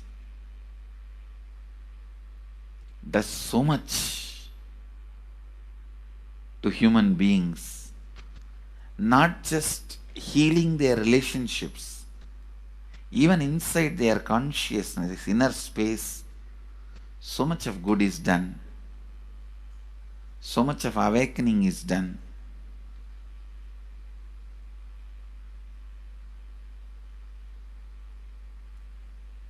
See, when you have completed with others, the kind of strength you feel is the power of Advaita. Strength of Advaita.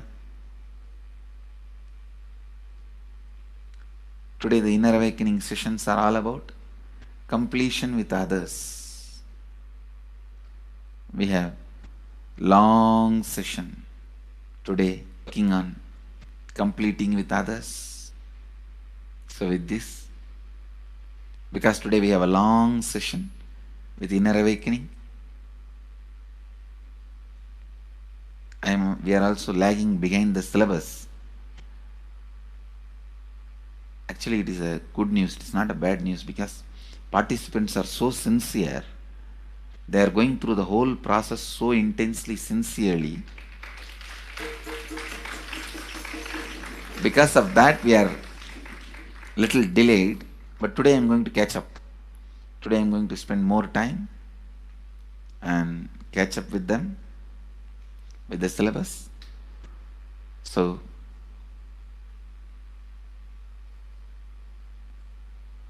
I conclude today with this. I'll move to the next sessions, IA sessions and all that, because never I conclude. There's no conclusion for satsang. It goes on and on and on. Only the audience change. So with this, I move to the next step. I bless you all. Let you all radiate with integrity, authenticity, responsibility, enriching and causing.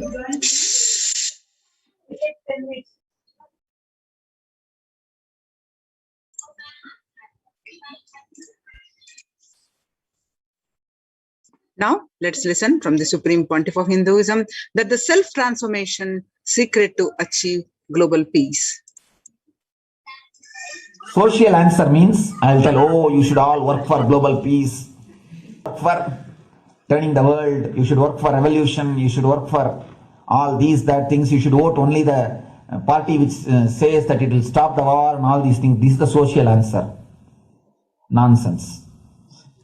If you want the honest answer, I tell you, simply transform yourself. You can't do anything. If at all you can do, you would have done it. Be honest. If you can do, you would have done it. You are raising this question because you are not able to do. Am I right? So let us be very clear. Let us be honest. We are not able to do socially. That's the truth. That's the reason you are sitting here and raising the question. I tell you, understand few important things. There are a lot more attached to this question. There are many things which is attached to this question. We always feel the present is the world is totally spoiled. It is not going according to or how it is supposed to be. It was wonderful once upon a time. In ancient time, things were going properly. Everything was well and great. And I tell you, 10,000 years ago, they found some writings on stone in Harappa Mohenjo-daro culture. Some stone writings have been discovered. The other day I read a beautiful book about that stone writings. That writings, it says, oh, nowadays the society is not as it should be. So much of war. There is no peace. In the early times, there was so much of peace. Society was really great. Things were as it should be. And it almost looks like a today newspaper editorial. 10,000 years ago, the same thing carved on a stone. Then understand, there was no such time as only good prevailed. It is just a fantasy. Hinduism, they call it Satya Yuga, the age of truth. There was a time only truth prevailed. And every religion, Christianity, they say the Garden of Adam and Eve. There was a time everything was wonderful. Every religion has got the fantasy. The past was great. There was golden past. The idea of golden past exists only in the past.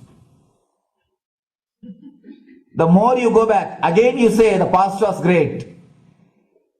And I tell you one thing, it is a wonderful way of postponing accepting the reality. Otherwise, I can be sure the world was same as it is today. Whether it is 5,000 years ago or 10,000 years ago.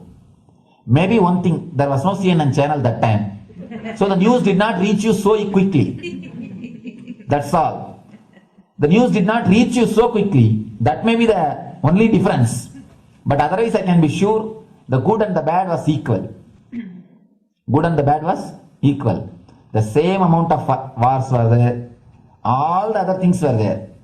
You read the Puranas, the mythological stories of India, you see enough of things. Enough of dirty things. I think sometimes I find a little more. And if you read completely the Puranas or the Hindu scriptures, there are a lot of things much worse than modern day. The criminal activities or bad things or negative things, whatever you say, all this stuff. And never think only present day is corrupted or violent. In the ancient days also, all these things were there. Only one thing was not there, CNN news or the internet. So the news did not reach you. But otherwise I can tell you, enough the good and bad was there. It always will exist. It will exist. All you can do is, if you awaken yourself, if you reach the enlightenment state, you can go beyond it. And I tell you, enlightenment is the only service you can do to the society. Just become enlightened so that you will reduce the negativity. Now, as of now, you are also the part of negative group. Naturally, we will be a negative group. As long as we are unenlightened, we will be the part of collective negative consciousness. So if you become enlightened, at least you will reduce your weight. That's the only thing we can do. Nothing else can be done. So all I request you to do is just become enlightened. Realize that you are a lion. That's the only way to help yourself and the society. Otherwise, all revolutions, you see, all revolution again end up as one more tradition. In last 2000 years, 3000 wars have happened in the humanity. In 2000 years, 3000 wars. Human beings have not done anything except doing wars, except fighting. Everybody claims he wants to do revolution. He wants to spread peace. You see, every country claims their army is a defensive army. Then who is offending? Tell me. Every country says defensive army. Then who is offending? These are all just, games.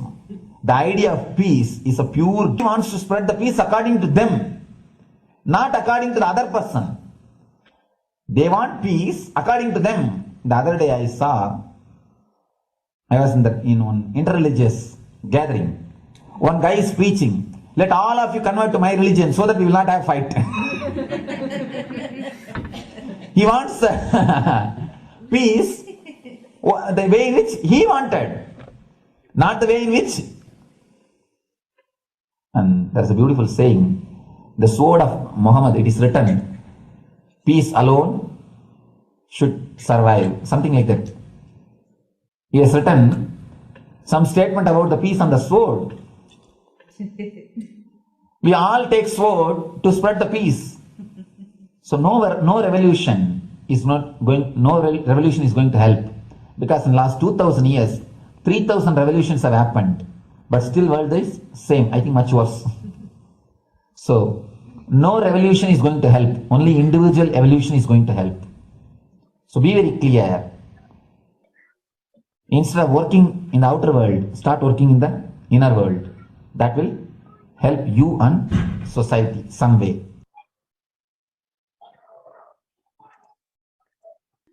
Social. Now let's listen from the Supreme Pontiff of Hinduism that Sri Kailas is all about peace-based powerfulness. Listen carefully. The space of Shanti,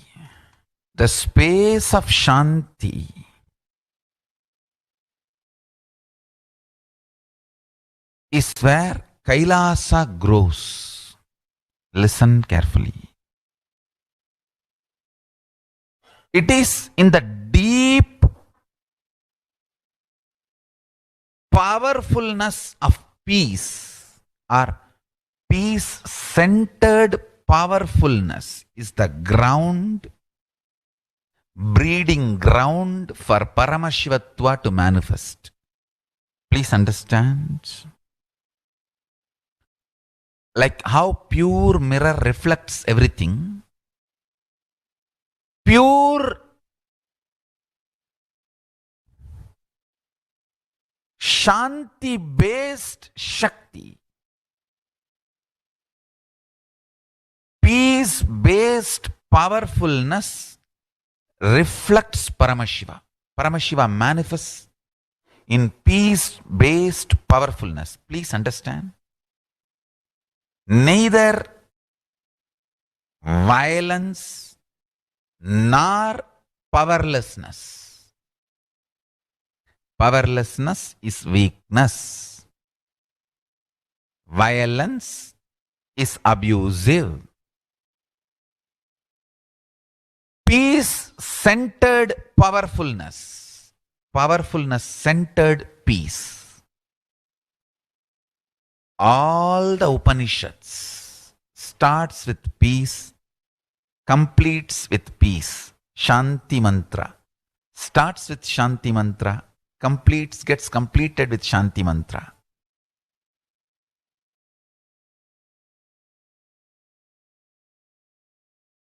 Peace-based powerfulness is a fundamental requirement for Paramashivatva to manifest. That is why people who don't want us to manifest Paramashivatva or power manifestation do not want to allow the peace in our life or do not want peace in our campus. Understand? But only if you are peaceful, which cannot be shaken even by the devils and rakshasas, we can be in eternal peace. So, remember this very clearly.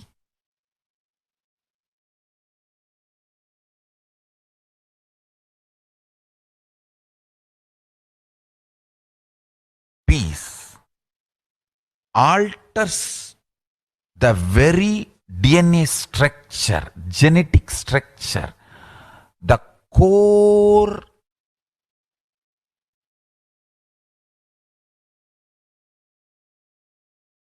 Anu Mahat structure. Understand? Anoraniyan.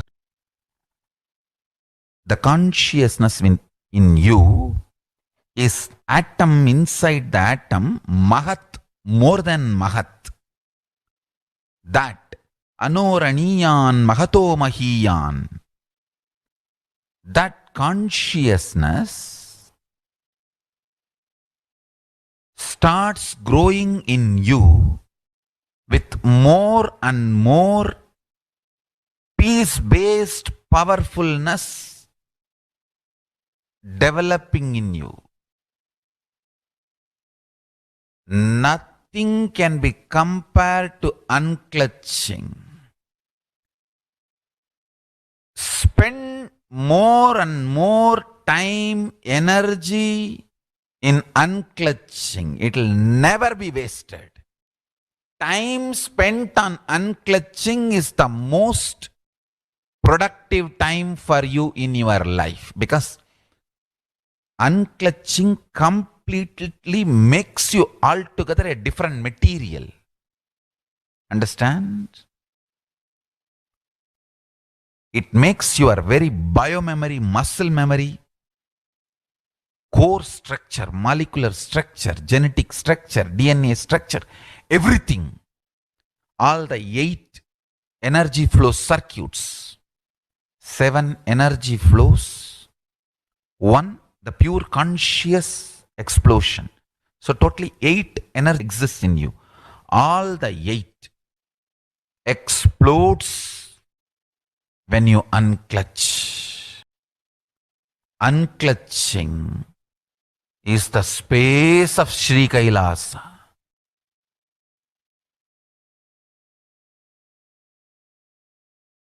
Listen carefully. Listen carefully. Now, let's listen from the Supreme Pontiff of Hinduism that every prayer in Hinduism begins with peace and ends with peace.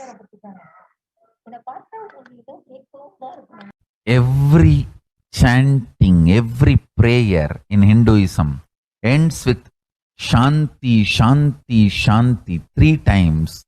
Means peace, peace, peace. Hinduism is the real religion. Loving peace, living peace. Individual level, social level, global level. Understand? Hinduism lost all its 56 nations, 200 states, 10,000 kingdoms, samsthanas, is not a loss to Hinduism, it is a loss to planet Earth, human beings. Wherever Hinduism is practiced, kept alive, the ideal of global peace is kept alive. Just do this one simple statistics. You yourself study. Google and study. Take the top 10 religions and list how many people they converted in last 200 years, how many people they killed. List for each religion.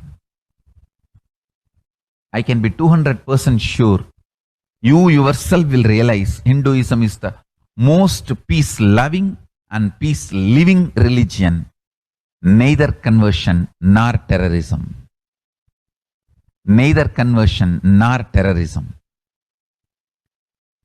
Being the supreme pontiff of the most peace-loving,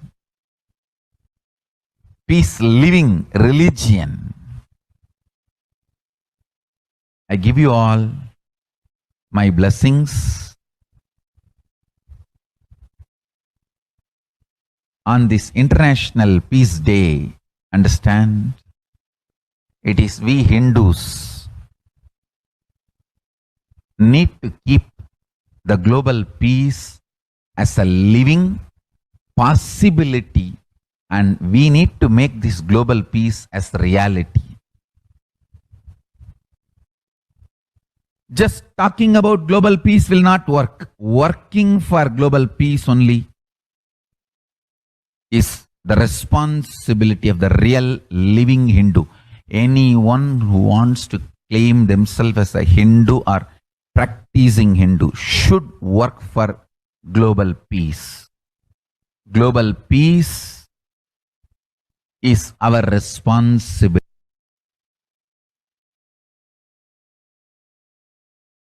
Every chanting,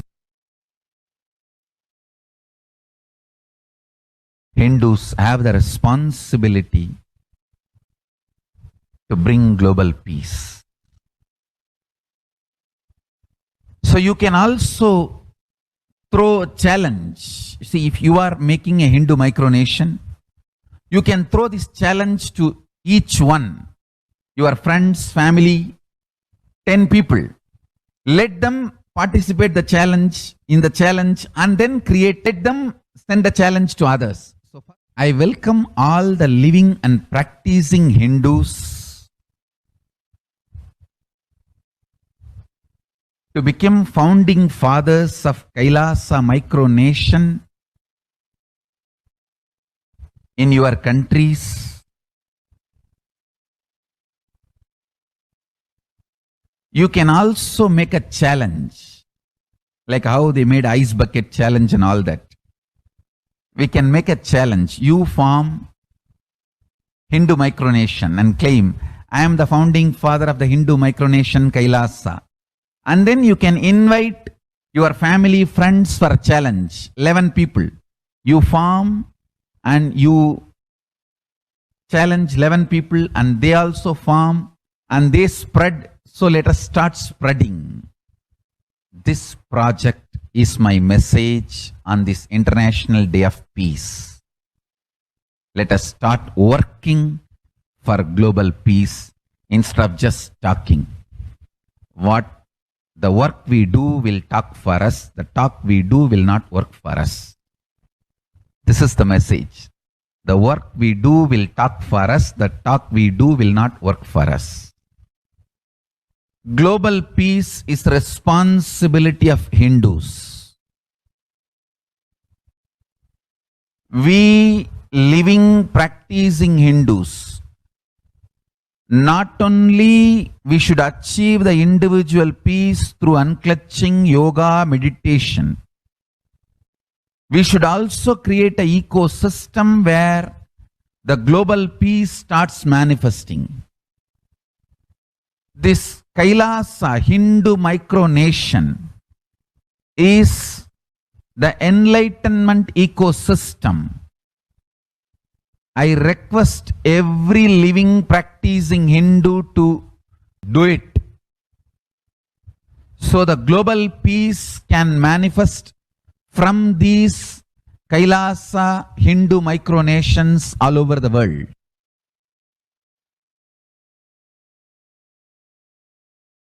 Hindus have the responsibility.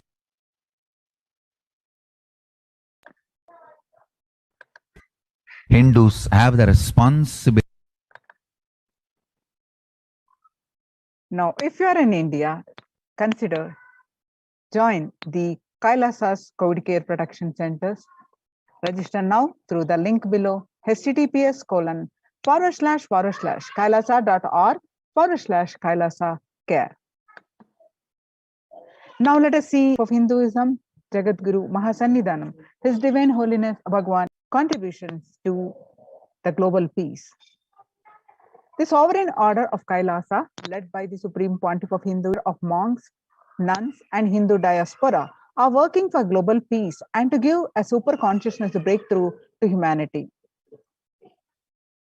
It is the Supreme Pontiff of Hinduism's mission to revive a conscious world where the global issues at the climate, economic, social, health, and humanitarian levels cease to exist from their very root, turning the problems of poverty, hunger, violence, discrimination into powerful living through the experience of oneness. The Supreme Pontiff of Hinduism has been working from the very grassroots level to usher in an era of peace at all levels, individual, societal, national, and global.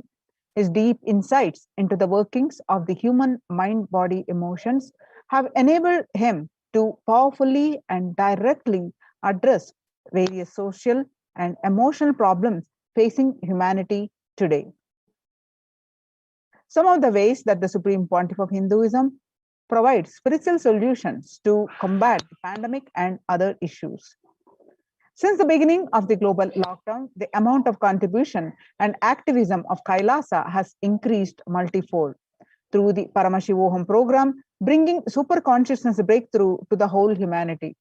By starting the Akhanda Nirvikalpa Samadhi Jnana Yajna and contributing almost 3 million minutes so far. Paramashiva Sankalpa chanting, the sacred Sanskrit mantra chanting to heal 24/7 via Zoom sessions.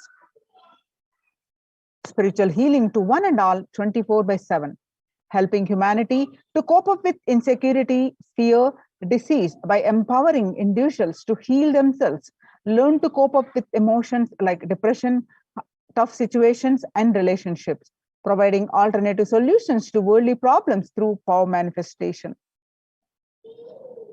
Initiating thousands every day into manifesting innate superhuman capabilities in the Kailas courtyard sessions, providing healthy solutions like a technique to clear the stomach from the Ayurveda solutions, which ultimately brings clarity out to the spiritual truths and give a conscious breakthrough. In the long term, establishing self-sufficient communities. Continuing and intensifying the service of Annadan, free food in the Nithyananda Annalayas around the world, including Tiruvannamalai and Los Angeles and various other Adhinams. Paving way with the New World Order, starting the agriculture-based communities in Adi Kailas and several other locations. Peacekeepers of Kailasa offering various life solutions from the teachings of the Supreme Pontiff of Hinduism. Hinduism prescribes various methods for global healing. One such is Maheshwara Puja, nullifying collective negativity simply through the presence of the avatar and his order of monks, offering Maheshwara Puja to the natural calamities hit victims, Bhava Samadhi consciousness breakthrough, Devi Parashakti, Akashic reading, the cosmic revelations. Supreme solutions to combat the COVID-19. Society has created with the delusional ideas of too many human beings blind spots and the decisions made from these blind spots. In the visionary, if the visionary of the civilization or country or nation has blind spots, when he develops the vision for it, the whole civilization suffers those blind spots forever.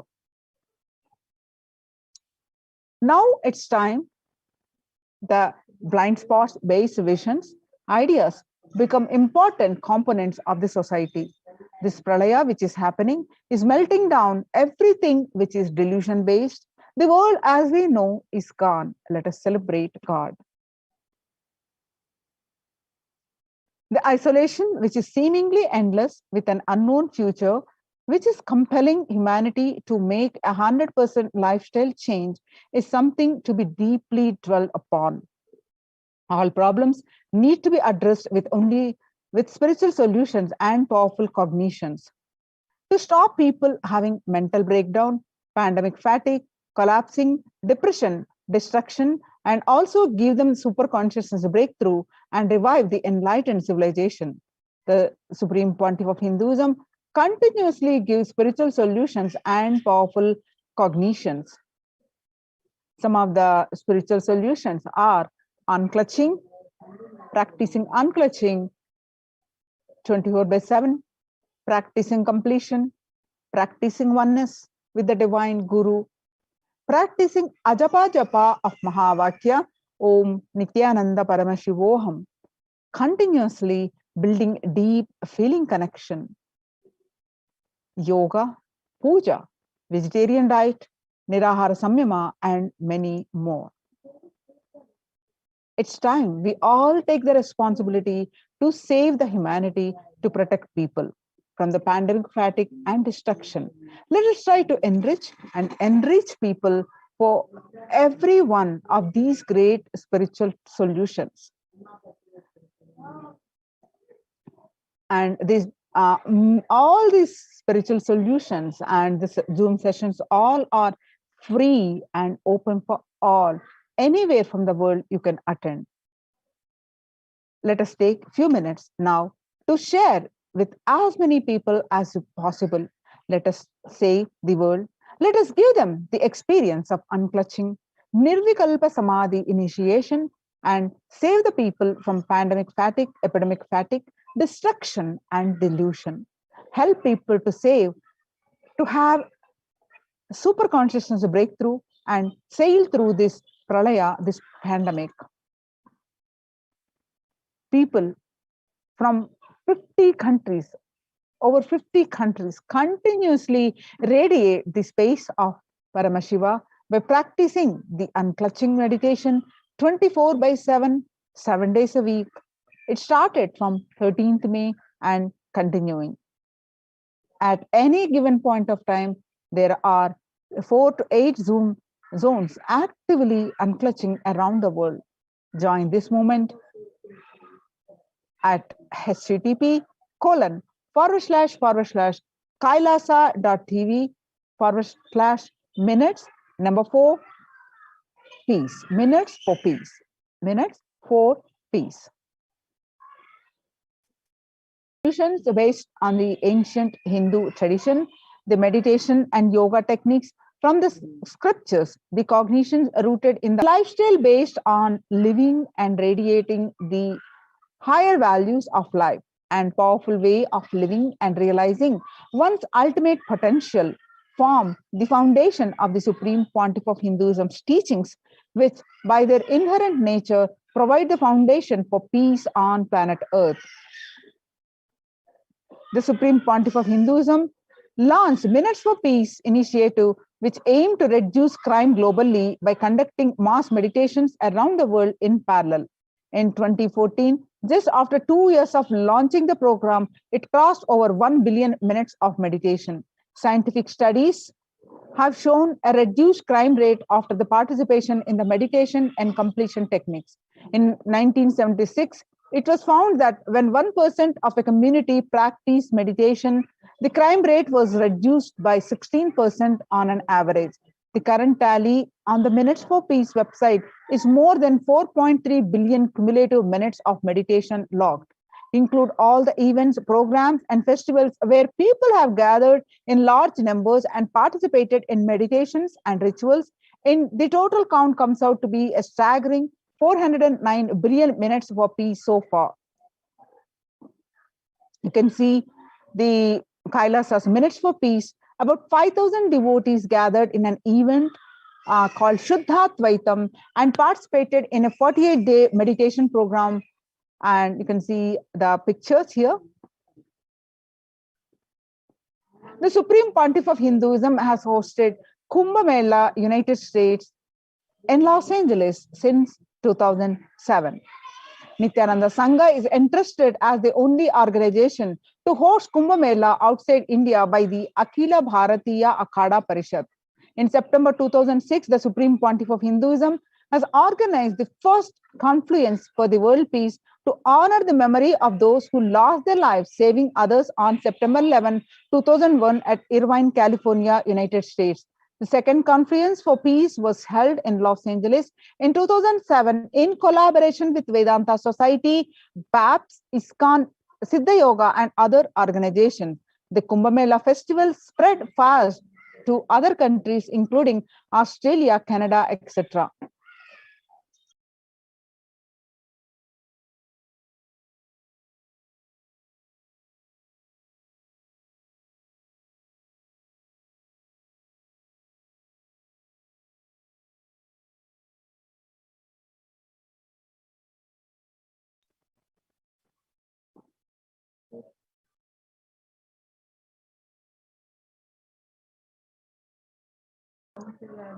In 2009, the Supreme Pontiff of Hinduism has organized a month-long peace walk covering 1,000 kilometers and 1,000 villages to bring together in harmony from all walks of life to promote feeling connection and oneness among people during the walk.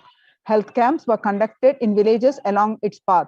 Supreme Pontiff of Hinduism has conducted large-scale collective meditation International Peace Day to raise the collective consciousness. And this, one of the great contribution Supreme Pontiff of Hinduism is doing is the initiating thousands into the sannyas. Sannyas is our social responsibility. Let us save Hinduism and humanity. The Supreme Pontiff of Hinduism has revitalized the monastic tradition of sannyas by initiating hundreds of people into the Nithyananda monastic order. The all-renouncing monks contribute the best things to human civilization, living their life with cognition, life is for others. These monks and nuns act as harbingers of peace and empowerment for human society and distort with violence, depression, and other forms of life negativity.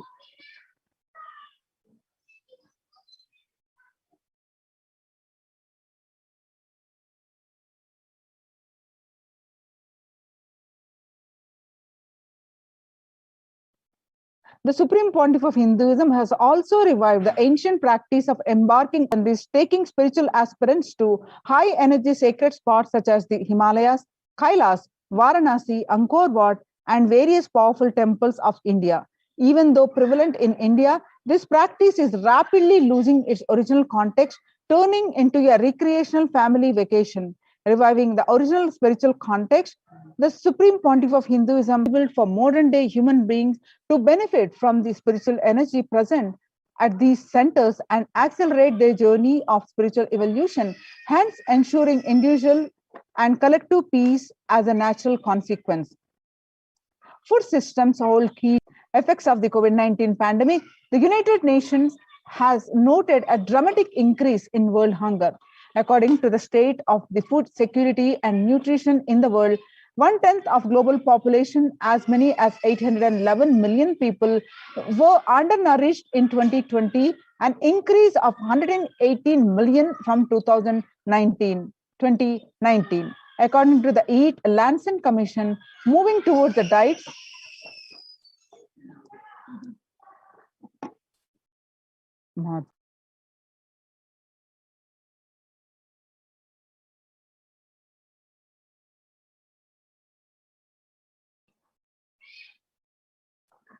According to the state of food security and nutrition in the world, 1/10 of the global population, as many as 811 million people, were undernourished in 2020, an increase of 108 from 2019.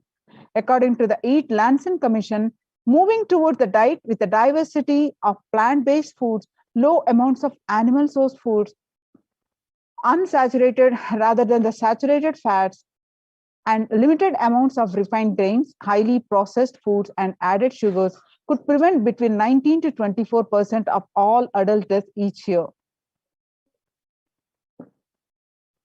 One of the recent, under the Red Om, the No Hunger Project, launched by the Supreme Pontiff of Hinduism at the Kailasa's de facto spiritual embassies, have served over 5 billion organic sattvic vegetarian meals so far. Giving free food to all the citizens is the economic policy of Kailasa, deriving the reference from the Vedas and Agamas.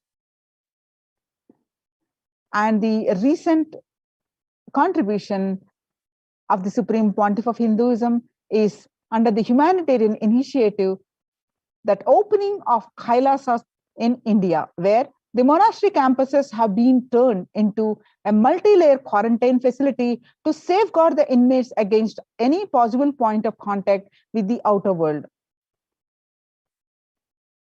The Supreme Pontiff of Hinduism has opened this service free to all people, regardless of any differences in age, gender, caste, creed,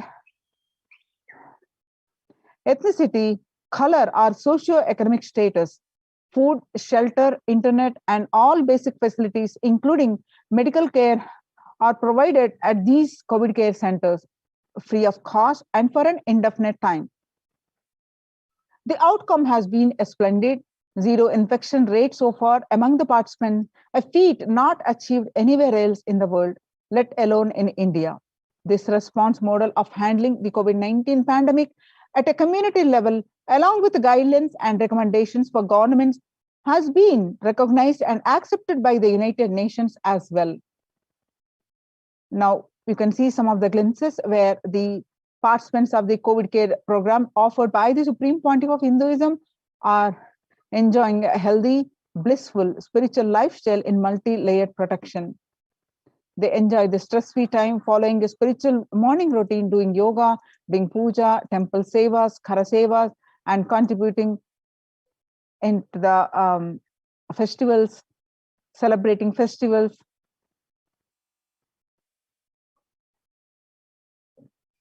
Join the COVID care protection centers, especially if you are in India. Register now through the link below, https://kailasa.org/kailasa care. Now let us see the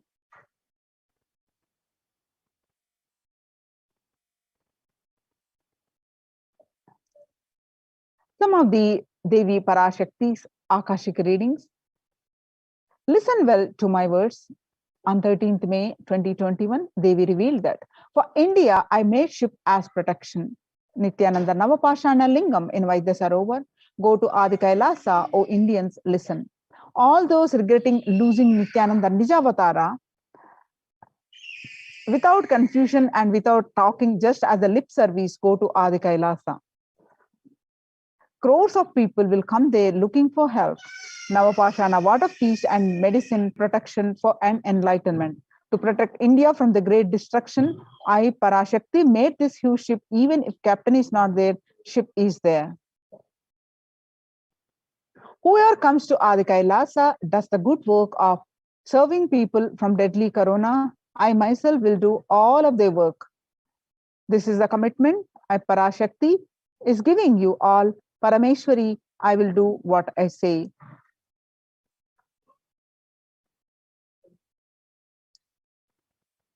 When the first world countries closed their borders during a massive global emergency, Kailasa has opened its doors to all without exception. And the various adhinams converted as the COVID care centers across India. Adi Kailas in Bedadi, Bangalore, Salem Adhinam, Tirunamalai Adhinam, Rajapalam Adhinam, Pattanam Adhinam, Srirangapadi Adhinam, Madurai Adhinam, Avatipalam Adhinam, Huzur Adhinam, all are from Tamil Nadu, and Sripuram Adhinam in Hyderabad, Baroda Adhinam in Gujarat, and Puduvai Adhinam in Pondicherry.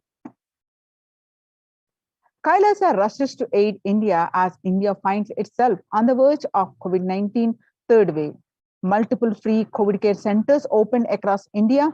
Various social services offered during the pandemic in Kailasa's de facto spiritual embassies across India. Spiritual services offered during the pandemic in Kailasa's de facto spiritual embassies across India. Cosmic revelations on global pandemic.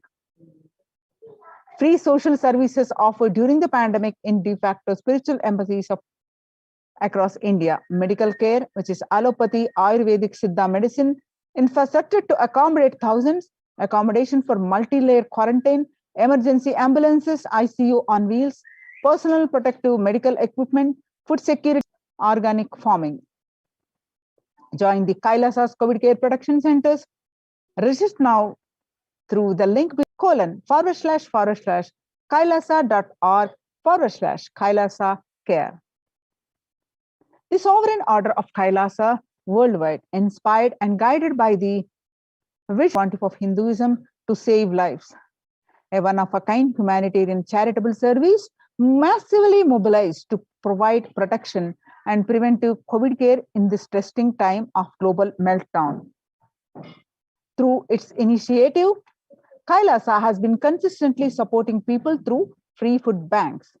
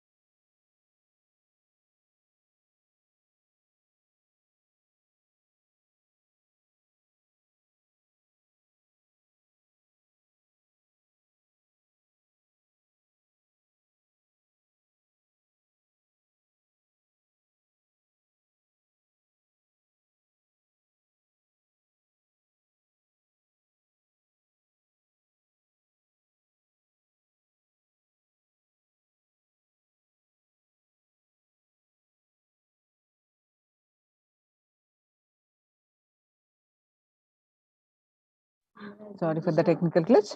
So the sovereign order of Kailasa worldwide, inspired and guided by the vision of the Supreme Pontiff of Hinduism to save lives. A one-of-a-kind humanitarian charitable service massively mobilized to provide protection and preventive COVID care in this testing time of global meltdown.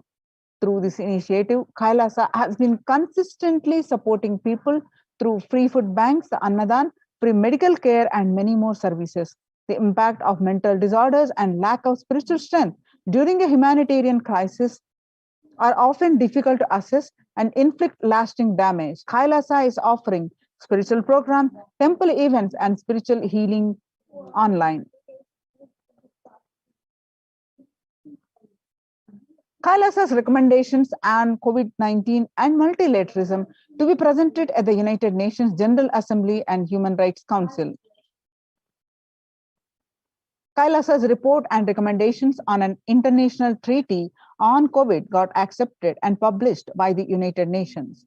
Surviving the highly contagious COVID-19, where the world is only as resilient as the least resilient country and person requests true multilateralism, governments, organizations, and people to collectively address the Kailasa has been successfully providing grassroots solid solutions in multifarious ways, including providing sustainable community livings with multi-layered quarantine, educating citizens on individual pandemic management, leveraging best of the different economic systems based on charity, barter, and money, providing food security and traditional Hindu medicines. These unique contributions have been recognized by the United Nations. And the articles, the suggestions by the Kailasa has been published in their website www.ohchr.org. And also you can find the same articles published, posted by the Supreme Pontiff of Hinduism Facebook profile, and you can download the full article and read. To join the Kailasa's COVID Care Production Centers, register now through the link below, https://kailasa.org/Kailasa Care.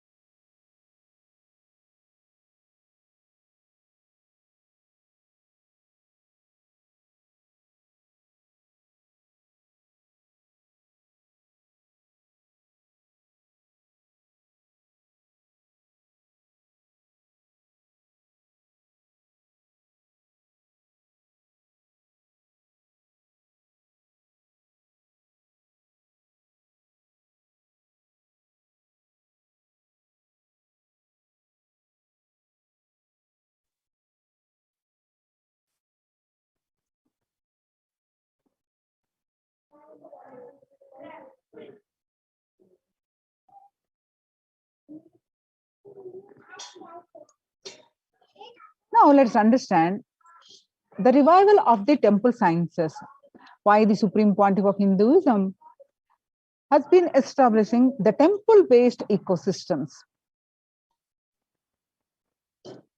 Now in the times when the COVID-19 is rampant and the ancient temples are in lockdown because of the risk of widespread corona disease, the devotees of these temples were visiting and having the darshan of their gods and goddesses for thousands of years. At all these ancient sacred sentiments have come to a harming halt. Lockdowns have taken place.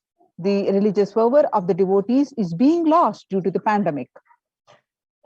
The Supreme Pontiff of Hinduism is reviving the e-Kailasa ecosystem.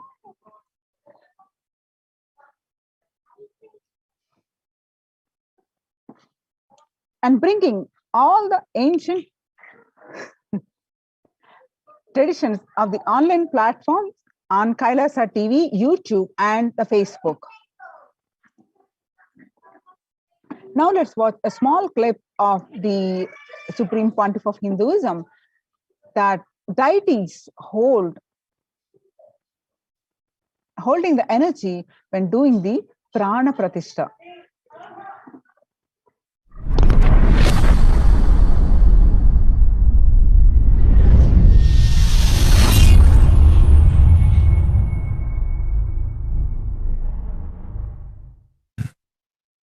Actually, after the great pause settling, I wanted to do this Kumbhabhishekam, and then the Shivacharyas have advised us that only after the Uttarayana Punyakala, means the after the Uttarayana starts, we are having a good date, Uttamottama date for Kumbhabhishekam. So that's the reason we waited. And see, fundamentally deity intensely receives the energy like a lightning and holds it and manifests continuously for the whole humanity. You see, it's like if I have to talk to you in a normal social language, it's like a lightning holder. Like I can get into the samadhi, one with Paramashiva, and bring the whole thing to planet Earth. But the deity should be able to hold it and manifest it, radiate it for the humanity.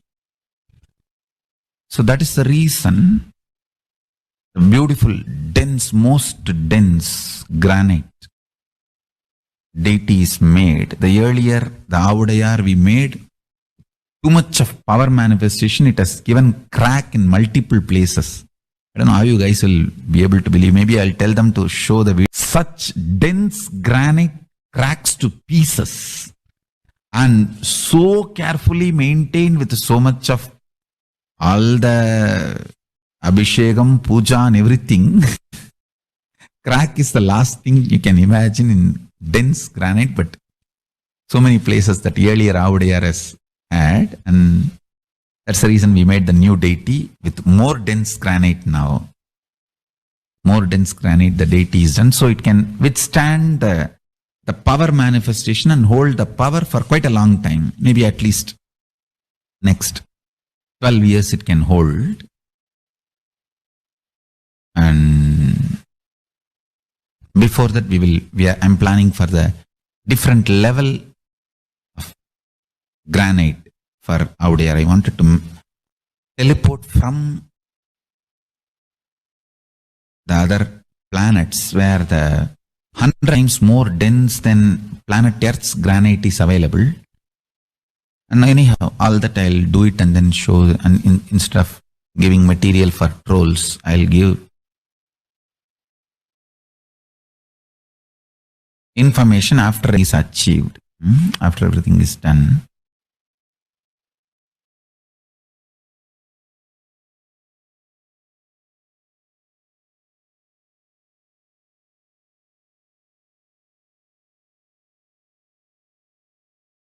Now, let's listen from Supreme Pontiff of Hinduism explains about the science of temples.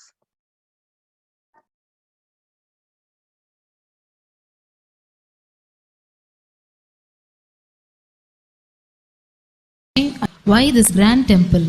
What are the visible and invisible functions of this temple? Please tell us, Swamiji.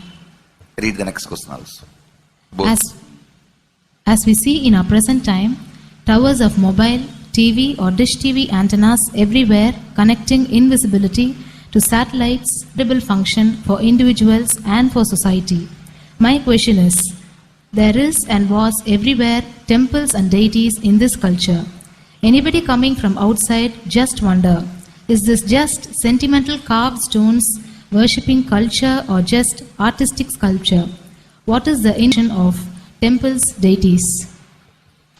See, both questions, same answer. That is the reason I wanted to answer both the questions together. Modern day dish TVs, antennas, mobile towers, all of them work in the level of certain frequency where the words, pictures, visuals can be transmitted. See, the verbalization and visualization, names and forms can be transmitted from one place to another place through these mobile towers, dish TV antennas. But the temple towers are created to transmit super consciousness from one place to another place. Please understand. In Meenakshi's time, there was television, conscious television. It used to be in stone slab. And if you just sit in front of that stone TV, meditate, connect with Meenakshi, she will appear live and answer whatever you want. So each of the stone slabs only slowly later on became deities. You can see in temples this happening. The TVs in which I am appearing and speaking are slowly becoming deities. They are receiving worship. Flowers are offered to it. Aarti is done to it. Incense is given to it. Now, all our temples are planning to have a separate throne for this TV. In Los Angeles, already I am on the throne. The TV is in the throne. Means which people are seeing me have already become deity. Same way, please understand, the stones through which people were able to connect with the super consciousness have become deities. Same way, all our deities, everything is a connecting mechanism with super consciousness. The mechanism which connects with the super consciousness.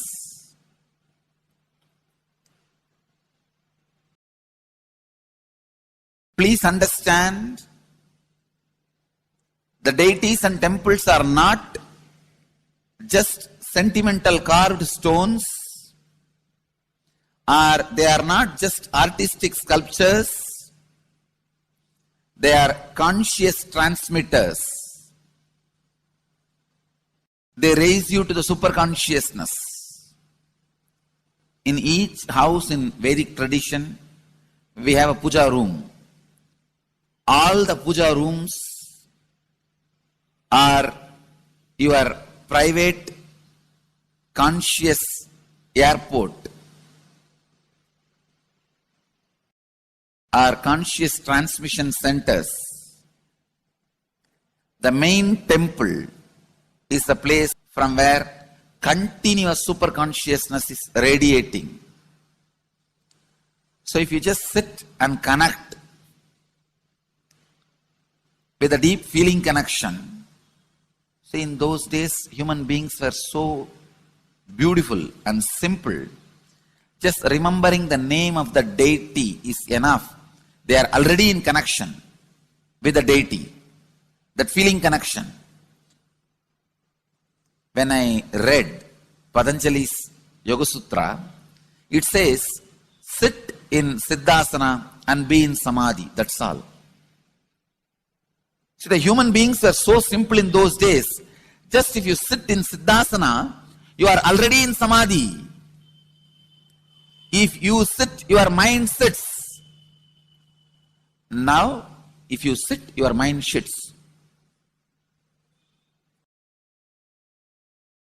Mind is completely away from the body. In those days,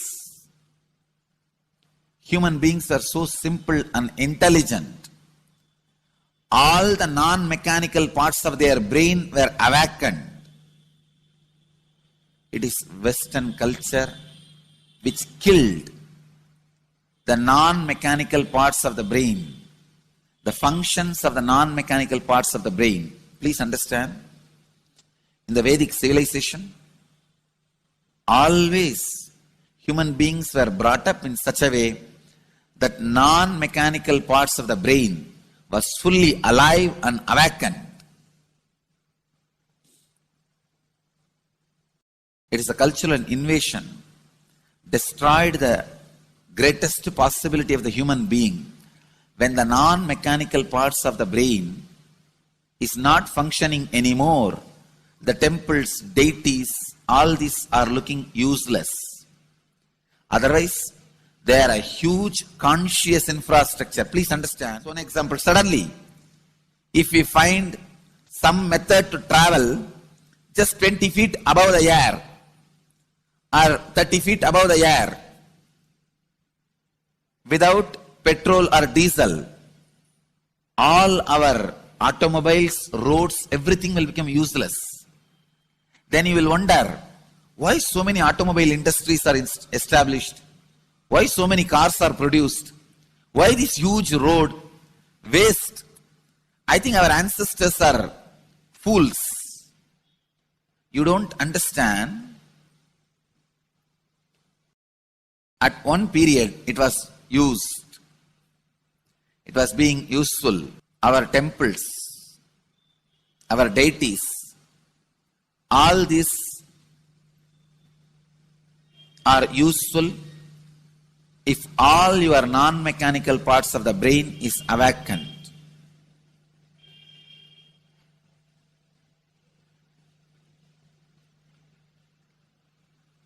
Unclutching is the process to awaken your non-mechanical parts of the brain. When your non-mechanical parts of the brain is awakened, you will understand temples, deities, how useful they are, how directly useful they are, how they are part of our life, how they enrich our life, and how they make human beings intelligent, enlightened. These are the methods created to create enlightened civilization.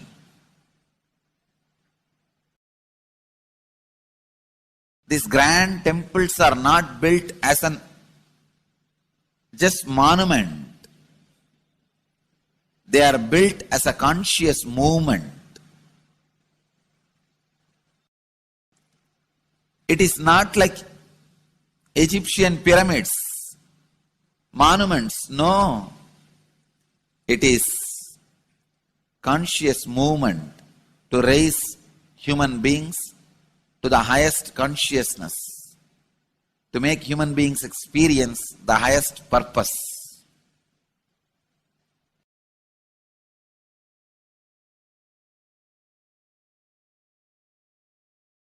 Understand, unclutch, use the temples to achieve the highest consciousness.